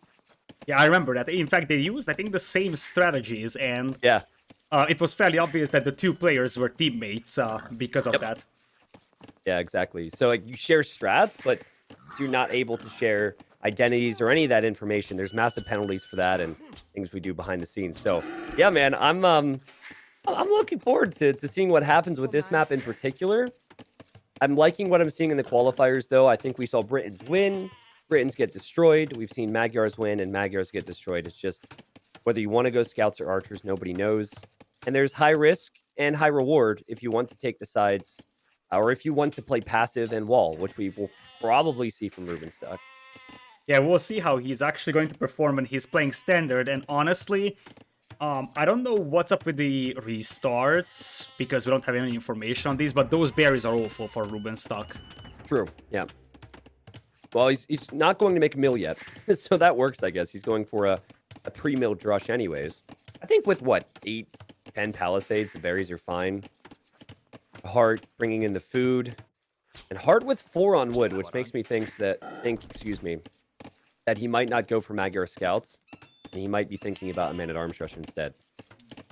Could be, or could be straight archers as well in this one. Oh my god, did that just happen? Hearttt just shot his own sheep underneath the TC. Oh. How did that... I'm trying to figure out what happened there. I think he must have right-clicked it, and Rubenstock was able to change it to his color as he passed there. That was a weird moment. I don't exactly know. Like, I wasn't focusing over there, so I wonder if he just wanted to weaken the board with the TC, and the random arrow caught the sheep. That could also be possible. Yeah, well, funny moment, and a lot of small tilting things for Hearttt. So if he can get past Rubenstock with all the frustrating things that have happened in this series, I'm sure he's, as many people have said, one of the favorites to maybe win the best of 7 decider. But Militia coming forward for Rubenstock, and he's not going to chop wood on the right side, right? He's actually going to make a mill in the food. Please tell me. I could imagine either, like trying to hide that wood line from the opponent. I think hiding a wood line against the opponent like that would be reasonable against the slow civ like Britons, especially if you can kill this scout at the beginning. Against Magyars, not so much because the scouts will find you anyways. Okay, it's a mill. Yeah, I can understand why that's important in Castle Age, but when you have so many close wood lines, especially when they're so large for him, he should be using that. But he's taking map control right now. He's going to mill on these shorefish. That's 400 food of shorefish, and then 640 food with deer. And he's forcing Hearttt into some quick walls, and Hearttt will have to scout those areas to see what Rubenstock's up to. and he's going to have kind of a difficult job in counterattacking if Rubenstock can get the walls down. Yeah, it's gonna be Man-at-Arms though from him, and Ruben is gonna have Dark Age walls. So the Dark Age walls die to Man-at-Arms much easier, especially because Magyar Man-at-Arms will have the +1 attack immediately. I think the best build here is Drush into fast feudal. You get the militia forward, but then you plan on bringing in food income to go up to feudal age and match whatever the opponent's sending your way. But Heartt's going to realize, so he scouted the left side. There were no villagers. Oh my god. He now will scout the berries, and he will see. Oh, and Heartt has to lead his lumber camp at home. Are you serious? Yeah, he actually watched as the entire palace side went down. He didn't even repair it. I'm not sure what he was focusing on, but he didn't even repair the palace side and it went down. Militias got in and he even deleted the lumber camp. Wow. Well, I mean, you saved the vill. So leading the lumber camp is the play. He didn't lose that weak villager. That sucks. And I think what he was probably focusing on was the fact that he hasn't seen a mill on the left or in the middle from Rubenstock. So he's looking, and he just confirmed on the right side that Rubenstock's over here. Magyar Man-at-Arms and Scout will have the free forging upgrade. This is bad for Rubenstock. Yeah, that's -4 there. Oh, should be. Wait a second. Wait a second. He doesn't... Art? Okay, he's coming back. He should be able to see the dead deer through the fog of war, right? Yeah, yeah. I think he's waiting for the upgrade first. And Rubenstock, it's going to be hard to quick wall this. It's if not impossible. I think it's extremely hard to quick wall this marshlands area. That's also a nice change compared to the previous version of Hidden Cup or slopes. Well, from one side where Heartt was able to save all the villagers to the other side where Heartt's going to get to kill every single villager. Great micro from Heartt. Is a strategy from Rubenstock, which was Drush FC. Look at his walls. I think there's too much risk associated with this Lita. As you said, there's a lot of risk to go out there, but in this case, he didn't even find any reward with his attack. That hurt big time. I feel like the Drush FC is something that people have experimented here with. What I don't like is that you move out to the mill too late here with this one, especially against Magyars. Even if Magyars went for scouts, those are very, very devastating scouts at the beginning. So I feel like you have a much better shot at taking the fish and the hunt at Dark Age when the best thing or the worst thing that you can actually encounter here is militias. Yeah. But we also have to remember, Heartt had to work for those kills. He scouted each side. He then spotted that the berries didn't have a mill on it, and he made the correct calls. Not to mention that scouts is a common strategy, and he went for Man-at-Arms, which probably were more effective. That might not have been something that Rubenstock was accounting for. So I'm impressed with how Heartt has played this map. He clearly is strategized and practiced and understands how it should play out. And now that he has control, Lita, look at him go.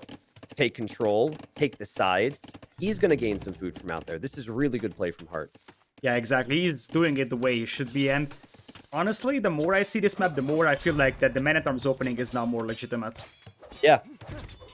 I'm feeling the same. Man-at-Arm into one range gives you so much control, but ultimately it does depend. It gives you a lot of control when the enemy's in Dark Age at 15 minutes, and so would anything. So yeah, that's true as well. Rubenstock has lost so much, and he's just trying to stabilize.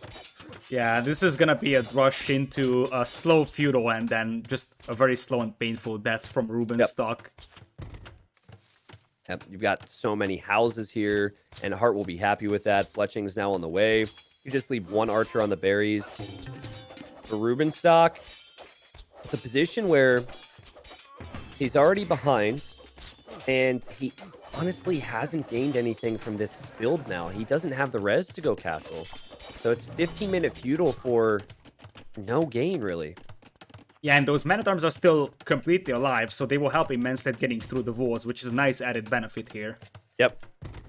This is just great overall play from Heartt.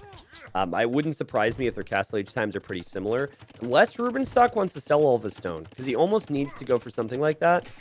He needs to go to castle age faster. If he does not, I think it's just GG then, right? Yeah, but I think the problem here is castle age into what? If you were a non-meso civ, I would say knights can actually help you a lot. But eagles, you need a lot of time to mess them, and Magyar knights will eat them. Crossbows, once again, take a lot of time to get to. So I don't think that he's going to get anything from castle age here immediately, and he needs something like right now. Yeah, and he's just sold the stone, so he can't tower. The amount of damage that Heartt's been able to do with 6 military units. Or wait, 7 military units is insane. And he also defended at home. Has not overchopped. Pay close attention to that. 600 food. I was going to say that, oh, there's a hole there. Okay, of course, right after I say that. And Hearttt, oh my god. Quick walls that. But yeah, when you mentioned Magyar Knights, it was about to say that that's not going to be the case. Heartt's still going to be in feudal, but he's not too far away from flaking up, and he has so much food on that mill in the north. Yeah, one of the things I've noticed here, like throughout all the qualifiers, is that many players attempted a rush FC and just walling up, but the other player, if he realizes that, hey, my opponent is just camping within his own base, you can just move out for a short fish and the hunt, and you can compensate for your later castlage very, very nicely. Yeah, it can affect your eco balance in the mid game because sometimes people will rely too heavily on the side resources. But if you're paying attention and mixing some farms too, which Hearttt has done, and Hearttt is now clicked up, ends up being pretty good. Ruben is dead. Yep, he's dead. He couldn't wall this out. He's in. He'll be in Castle Age in a second, and he's just going to make a few eagles, which would die to the man-at-arms and the archers. Not Rubenstock's best strategy, but clearly a map that maybe he didn't prepare for, and Hearttt did prepare for. It is Heartt's home map, after all. But nay. Yeah, funnily enough, I feel like a TC drop here would have been a pretty decent idea from Rubenstock if you think it over. And well, he's out of civs. So he isn't. Oh, come on! Like Rubenstock has an entire tier list of douche civs. He gets Teutons, I think that's the second on the list, and then Byzantines is there. You can go for Celts. All right. You're more of a believer than I am. I think Persians is the clear number one. Yeah, it's obviously clear number one. It's about Rubenstock, and he can TC drop with any civ. But he also can play... He also has won big sets in tournaments playing standard, right? It's just that this strategy was not a great strat for him. And on the bright side, since he got the win in the previous game, even if he ends up getting stomped here, which it kind of feels like he is, he has a chance to tie it up and then take it to a game 5. It's not like the series is over because of this, but 11 villagers killed by Hearttt. The taunt does not match the reaction that Rubenstock will have when seeing that stat. Yeah, that is definitely great. And longswords, interestingly, from Hearttt. Hole. There's a hole here. Hearttt, don't throw. Hole. Still a hole. Massive hole. Hole. Hole. Quick walls.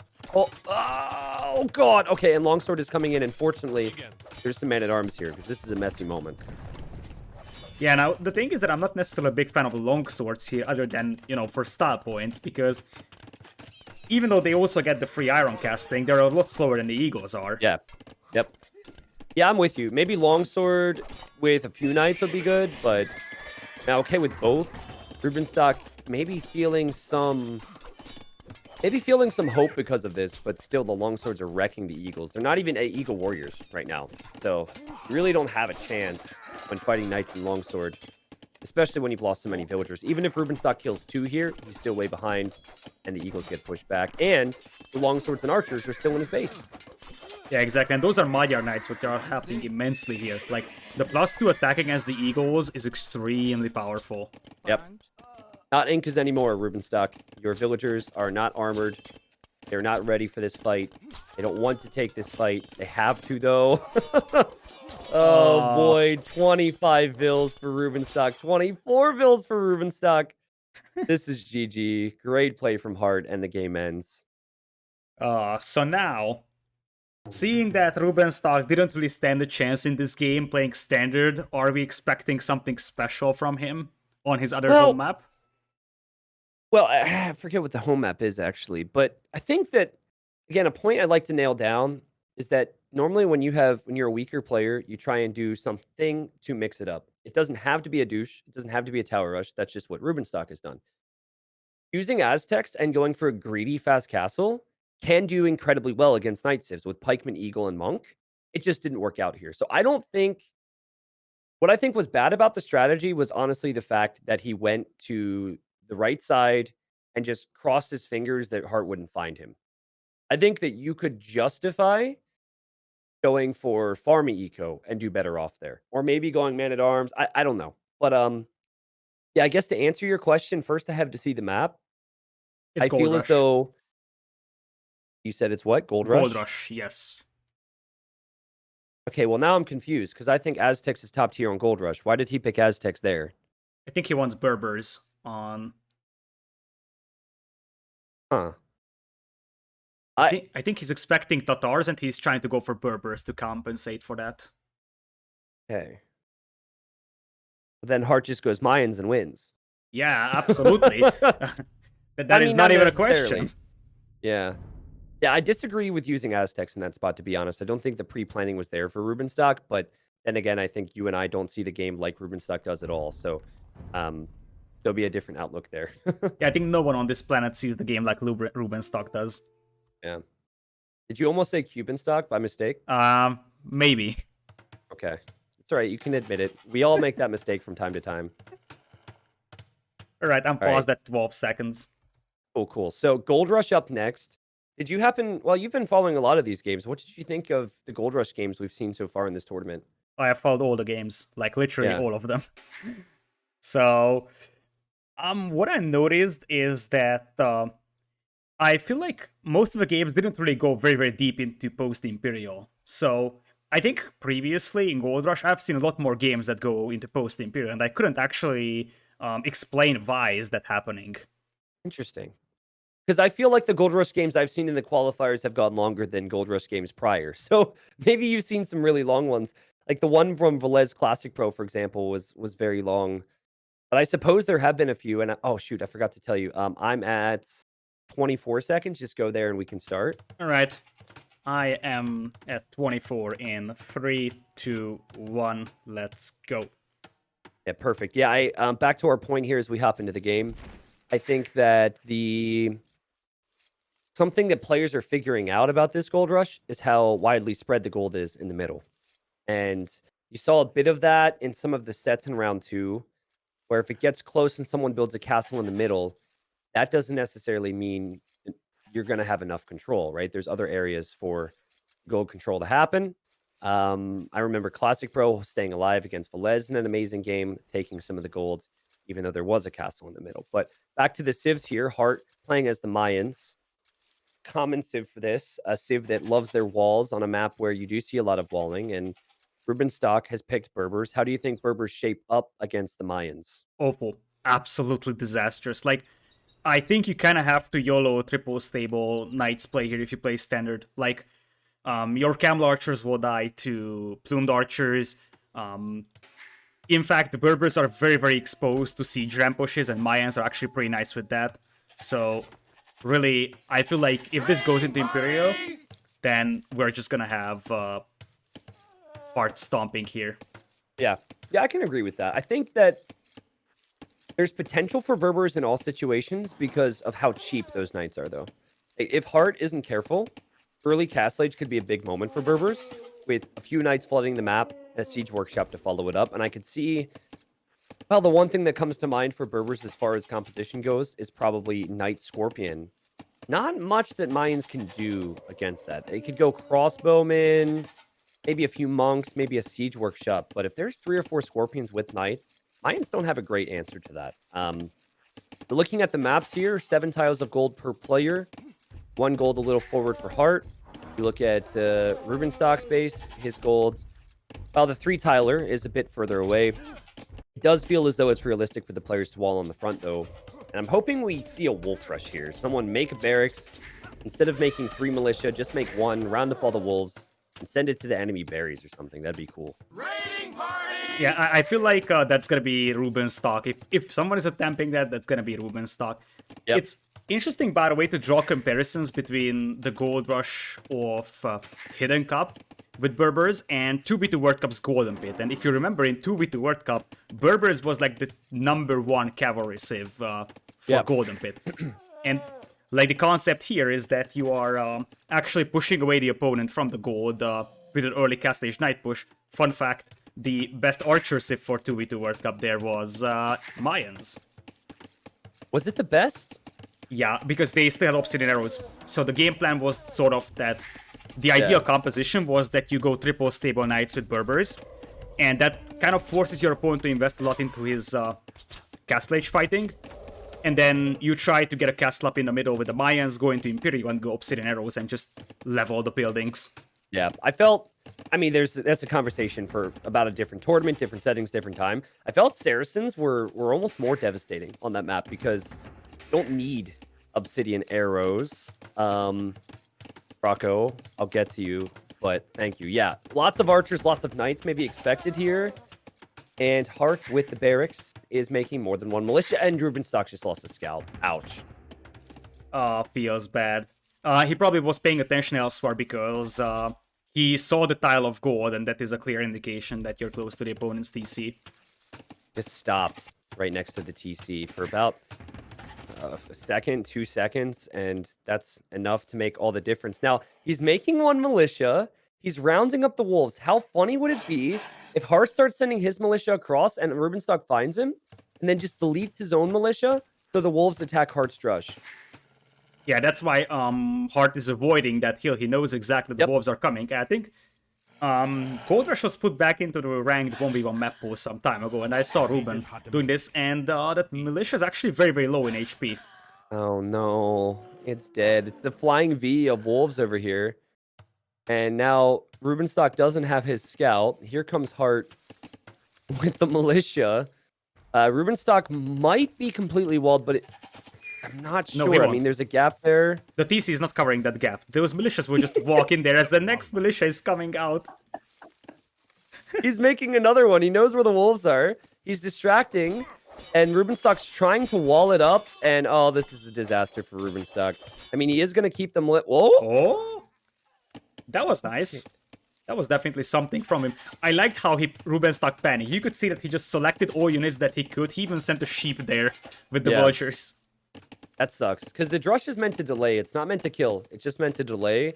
Now he's lost 2 militia for 0 gain, and there's still 2 militia and an eagle here at his base. Plus, he can't scout to see what Hearttt is doing. So as far as disasters go, this is definitely up there as one of them for him. Just got to fight it off now and maybe get another militia forward. Do you want to make 3 militia when the idea was to make 1? No, you don't. You probably don't. Especially because by this time, Hearttt is going to be fully voted, so you won't really accomplish much with that.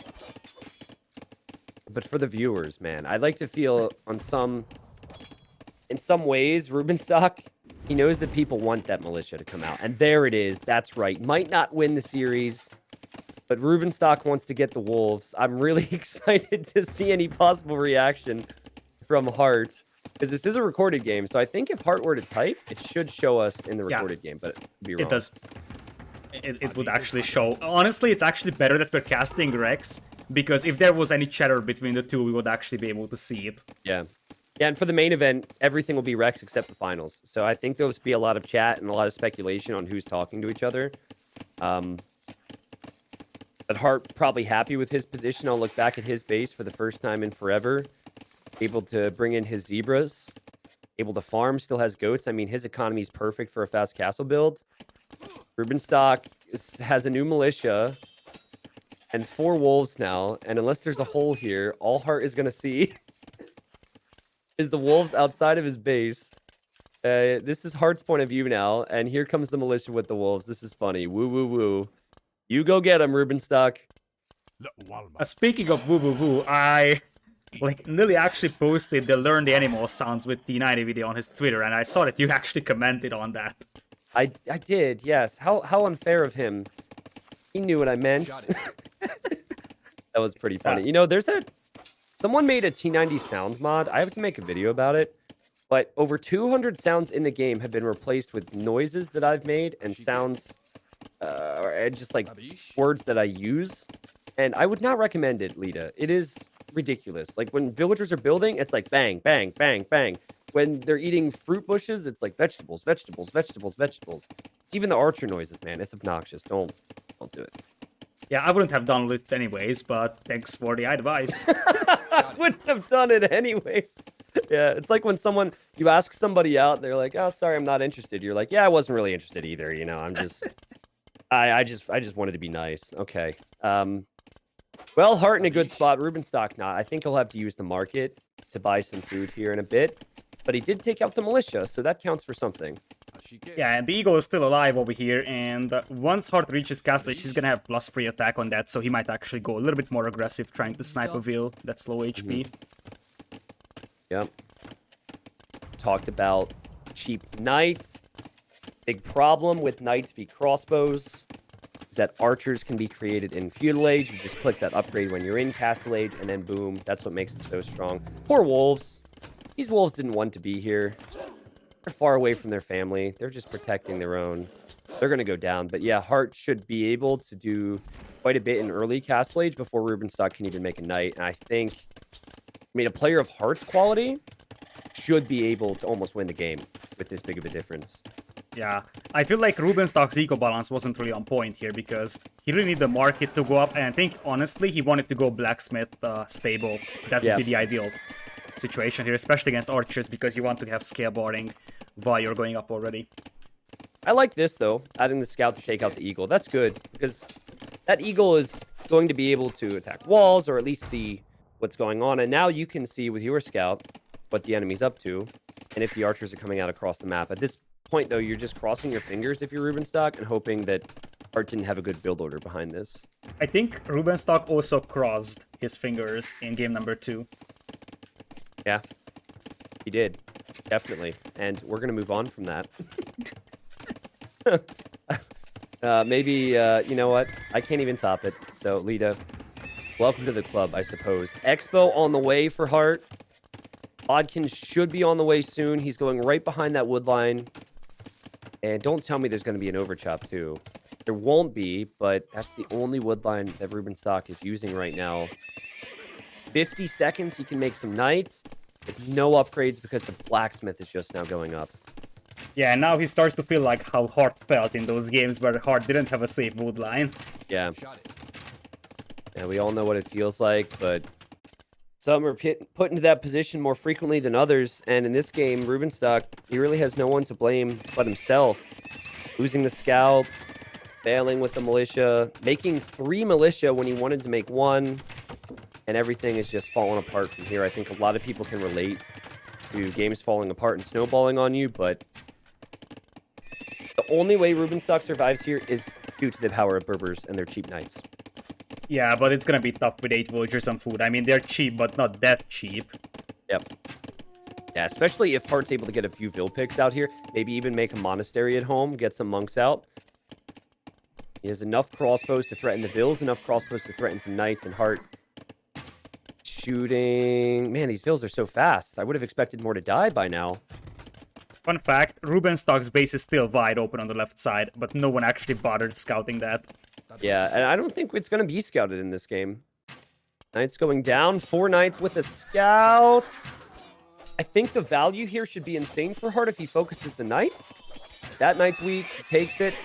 It's not bad. What did he kill? 3 or 4 knights over the last couple minutes? But Rubenstock's still in this, and I think he should come forward with the Siege Workshop right now. Yeah, exactly. Like, when you're playing Berbers on this map, you kind of have to go YOLO. At least double stable, preferably triple stable Knights play, and I think he's gonna do that. And honestly, Hearttt doesn't really have a huge army here to fight against that, so 8 crossbows versus 5 knights is just very nice for the Berber player.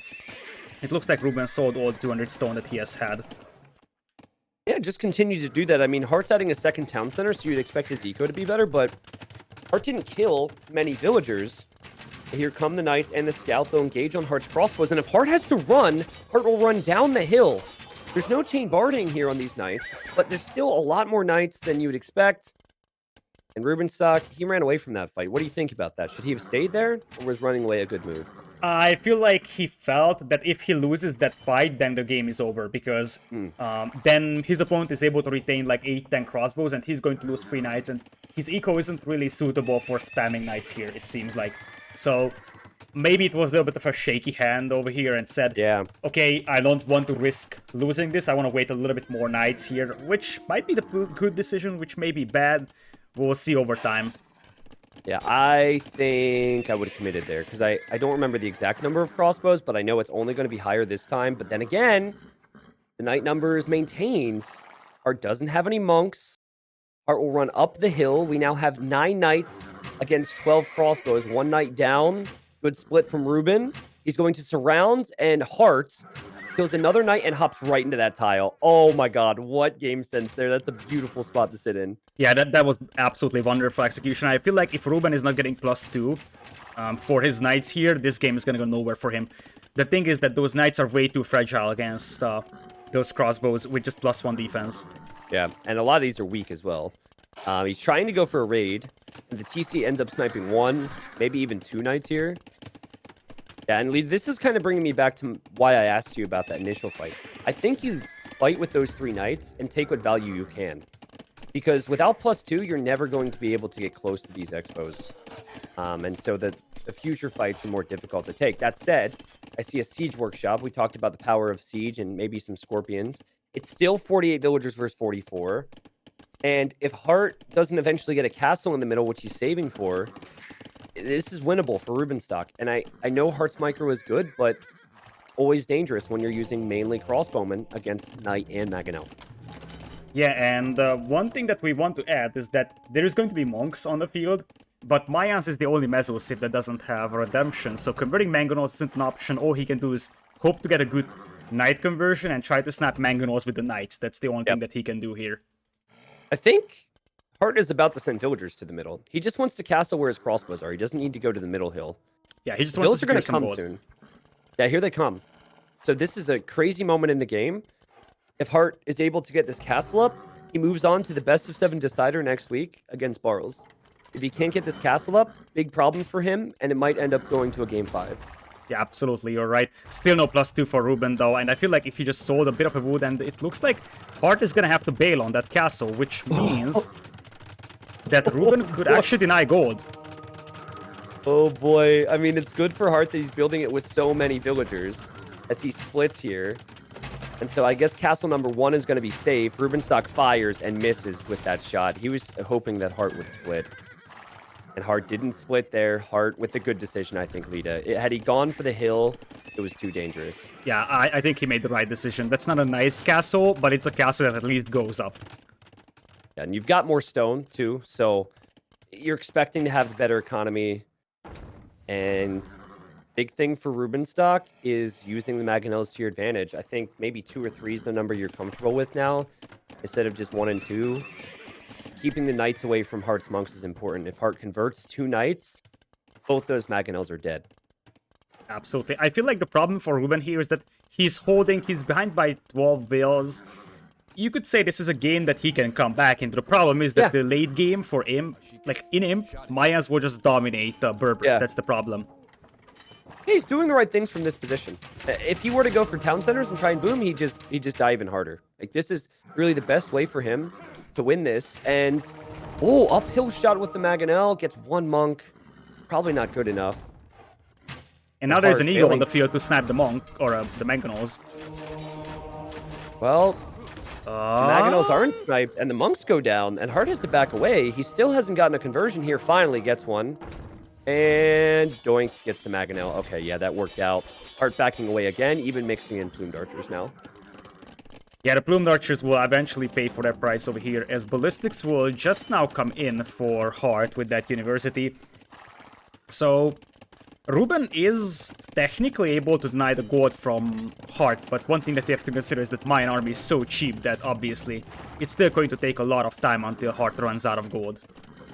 Does really feel... You know, it's funny, we just talked about how he should stay 1 TC, but when you have control of the middle with this many knights with +2, now I think is where you send a few vills to stone, or you buy 100 stone and add a 2nd TC, just so you don't fall too far behind in vills. I mean, Hearttt is really struggling to think of ideas and a way to get to the middle, and he could run out of gold. What do Mayans do without that?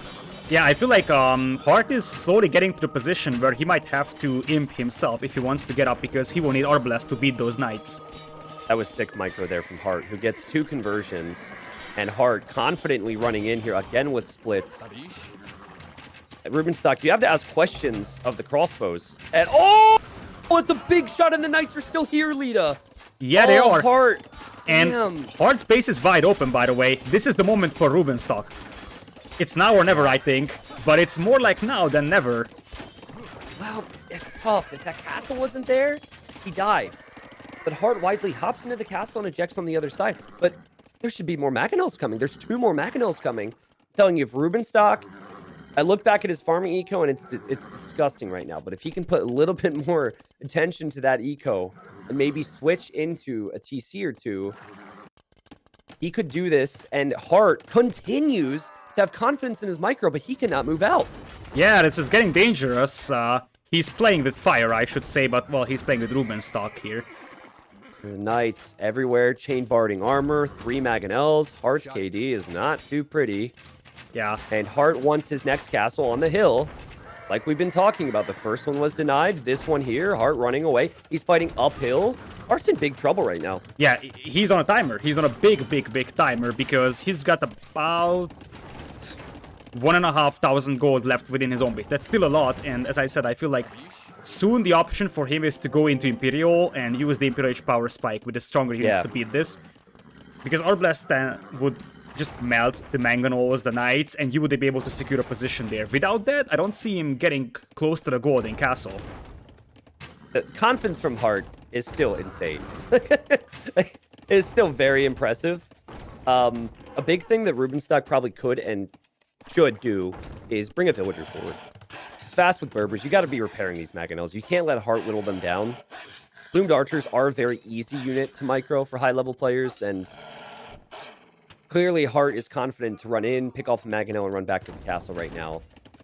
Rubenstock was so busy microing that he lost a Vulture to a Wolf, so the Wolves actually took revenge on him for that Wolf rush earlier. I'm wondering which town center Heartt's going to use for Imp. Okay, he's using this one, which is smart, because the other one could get Treb down, or not Treb, excuse me, Mangonel down. And the Knights are going to run through. There's no defense here, as Heartt's trying to castle the left side, and he's being delayed by Wolves. Yeah, no, the thing is that, sure, the castle goes up, but is it actually going up? And in the meanwhile, if those Knights just run in and kill villagers, it doesn't matter that you're in Imp. And Rubenstock is going to find that castle. Oh my god. Rubenstock has a chance. Heartt's going to Imp, but what will he have left, and will he have golds? There's Knights on the gold in the back. The Mangonels are in the front. This is crazy. All in play from Rubenstock. It will continue to be that. He's only got 10 on food, but he's making it happen. Yeah, Berbers are scary, man. And look at Heartt's eco. It's absolutely in ruins. Yeah. And he could be losing production buildings here. Like if, for example, Ruben takes down range, that would prevent any crossbows from being upgraded to ARPs here. And it's only plumes now. Wow. I mean, Heartt's going to struggle to get the food for Bracer. I think it's important for Rubenstock, and he realizes that, to engage against the plumes, because plumes with Bracer could take out everything. But look at that town center. Look at the amount of villagers here. And suddenly it's 60 villagers versus 76, but Heartt is at over 2 hours of idle time, and Rubenstock giving himself a real opportunity. This is why I said if he had a bit more in the way of eco, I mean, just held the middle, he could win this game. Yeah, tick-tock, says the clock, as Heartt is running closer and closer to running out of gold. That's the problem. He won't just be able to buy himself a bunch of food and get those upgrades, because that's going to be very expensive for him. Yeah, I mean, I still have to say I'm impressed with how Heartt has played this, because Rubenstock has played it so well. We know that. Felt like he would be dead. Given himself a chance, and he's done that in every game in this series. This is one of the best competitive sets I've ever seen from Ruben, because typically he has the meme strats and then nothing else, and he can't execute elsewhere. But with Bracer on the way, Heartt is 25 plumed archers, and these Knights are just going to disappear. Rubenstock still will need a big hit, I think, with the Mangonels. Yeah. The tricky thing is that unlike our blasts, which will get, which will easily outrange the Mangonels in Imperial with Bracer, plumes won't. And that is a massive difference. They destroy the Mangonels fast, but they just don't outrange it, so you still have to be careful when you're microing against it. Yeah, they're also like twice as fast, right? Twice as fast, and Heartt clears up the Mangonels. He'll send villagers to build a TC there, a TC that should go up. Did you see where the second town center was from Rubenstock? It's in the middle of the map. Like, I thought he TC'd a woodline at home. He's like, give me the gold. Right there. Even adding a monk, I think, to get that relic soon. Yeah, I feel like he's running out of time, though, here. Like, Heartt is now securing that ridge for himself, and Heartt is out of stone, so he can't make more castles right now. But if that TC goes up from Heartt, I feel like this is the end of the story here for Ruben. Yeah, still has more villagers. Oh, big Mangonel shot. But Heartt will have gold to make more plumes and 2 castles. And the micro, again, could be better for Heartt, but it's confident micro as he's running all around with these very quick units. Yeah. Do you think that Heartt is going to have nightmares after this game? I'm going to have nightmares after these puns. I'm going to have nightmares. I don't know about Heartt, probably, but they're not going to be as bad as mine. That's for damn sure. Maganel should be focused by the TC. Good work from Heartt. And yeah, still maintaining the Plumed Archer numbers. People are throwing tomatoes at you right now in my chat, man. I get used to it, no worries. Yeah. All right, I'm used to it too. Chemistry now, another upgrade, and maybe Rubenstock just didn't quite have enough. Plumed Archer number will continue to rise, and rise. And Rubenstock not even close to Imp, so he's just got to rely on the Siege. And the Siege has worked pretty well in this game, I'd say. Just not good enough if Heartt has eco leads well. Yeah, that's the problem over there. And I think the main issue that Ruben is facing is that Heartt does have access to gold. So as long as there is access to gold, there is just no way. And nice quick pause from Ruben to prevent the Plumed Archers from running in. Oh yeah, and his Knights could take the villagers off of gold, and Heartt just barely reacts there. He needs to take that TC, I think. Yeah, I mean, maybe mix in a Ram. It's not like Plumes are great against Rams. Great quick walls from Heartt. Keep the Knights out of his food eco. And the Castle's now getting hits on the Knights. That's going to hurt. Yeah, but you have to keep in mind, look at the army value. It's almost double for Rubenstock, and the thing is that you have a serious production bottleneck for Heartt as long as you only have 2 castles for Plumes. Looking at Rubenstock's army value and saying that's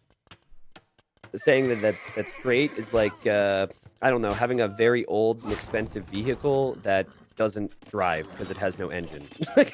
Sorry to any car collectors I've just offended. That's the only weird comparison I could think of. But the Knights don't seem all that useful in this situation. But maybe I'm wrong. There's a tower now for Rubenstock.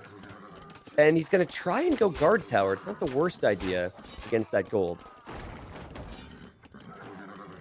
Yeah, he's trying to push his opponent off from gold. That's the key to victory, and Heartt is gonna run out of the gold in the back of his base, and I think Ruben could just kind of YOLO castle push this one with the Knights and the towers, because if Heartt runs out of gold, it doesn't matter that he's got better units in terms of quality, because he's pushing into Ruben's base now. Yeah, where's Halberdier from Heartt? I think at this point, Heartt believes he's so far ahead that he doesn't need it, and he might not. But I think mixing in Halberdier is such an easy thing to do with the food eco you have. And getting Halb with the Plumed Archers would be the final nail in the coffin, as Rubenstock's main economy not really working too well. Knights coming back, which means they're not in the middle, and he's taking losses in the middle because of that. Yeah, indeed. Especially, like, if she just sends in 2 Knights to clean it up, they will just die so fast. And the problem is that Ruben is going nowhere. Like, yep. He's sitting there chilling, and unless the map runs out of gold completely, it is very unlikely that he's gonna be able to come back in this one, because he's just never going into Imperial. Yep. Yeah, and it was... So he was able to stay alive because of how all-in he was, but he's now dead because of how all-in he was. It's just... The damage needed to happen earlier than it did. And I think we'll see a castle from Heartt in the middle soon. He's buying some stone. He's going to drop it there. This is a confident castle. A castle from Heartt that says, I know that I'm ahead. I know I'm going to win this game. The Plumes will soon be elite, too. He's saving up the wood and the food to get that upgrade. Does not even cost gold to get elite Plume. If that castle goes up, Rubenstock needs to leave the TC in the middle and probably just accept his fate. But what a great performance from Rubenstock. Seriously, these games have been hugely entertaining, and he taps out. Yeah, indeed. Especially game number 2 was just special. And honestly, Arabia was also very competitive for some time. So, really impressive from Rubenstock. I think this game was also pretty nice because he kept it alive for some time, even though he was playing standard. I agree with you on that. I thought 3-0 or 3-1 for Heartt today. But I didn't think the games that Heartt won, he was going to have such a hard time, you know? I really thought that Heartt would steamroll him in his wins. And you look back at game 1, Rubenstock could have won that if a few moments went differently. Rubenstock honestly could have won this game as well if he didn't have such a disaster of a start, because the Berber all-in was not just... It wasn't needed here. It's probably your best play. So I think Rubenstock, if he continues to train, he can actually take it to the next level. And maybe when Hidden Cup 5 qualifiers happen, he makes it to the decider as opposed to going out in round 2. But truthfully, it's always going to be tough. Heartt is seed number 6. He'll be up against Barles next week then in a best of 7 winner moving into the Hidden Cup 4 main event. And Lita, if you were to pick a winner out of those two in that best of 7, who do you pick and what would the score be? Bars versus Heartt, you say? That's what it will be, yes. I would pick Heartt, but I have no idea about the scoreline. Bars can make it 4-3, Yeah. but Bars could also lose 4-0. So really, Bars is sort of the player that is struggling a bit with consistency. If he plays his best, I feel like he's gonna make it very competitive against Heartt. Yeah. I will eventually make a hold on a second. Heartt just came to my Twitch chat and said, lost the hair I had left on my head during these games. sorry, Heartt. Oh my god. But yeah, I think that Barles and Heartt are very similar. They're very quick. Strategically, they could be clones of each other, honestly. So when that best of 7 does come, I think it's anyone's to take, and the better player will obviously be rewarded on the day. Yeah, I think so as well.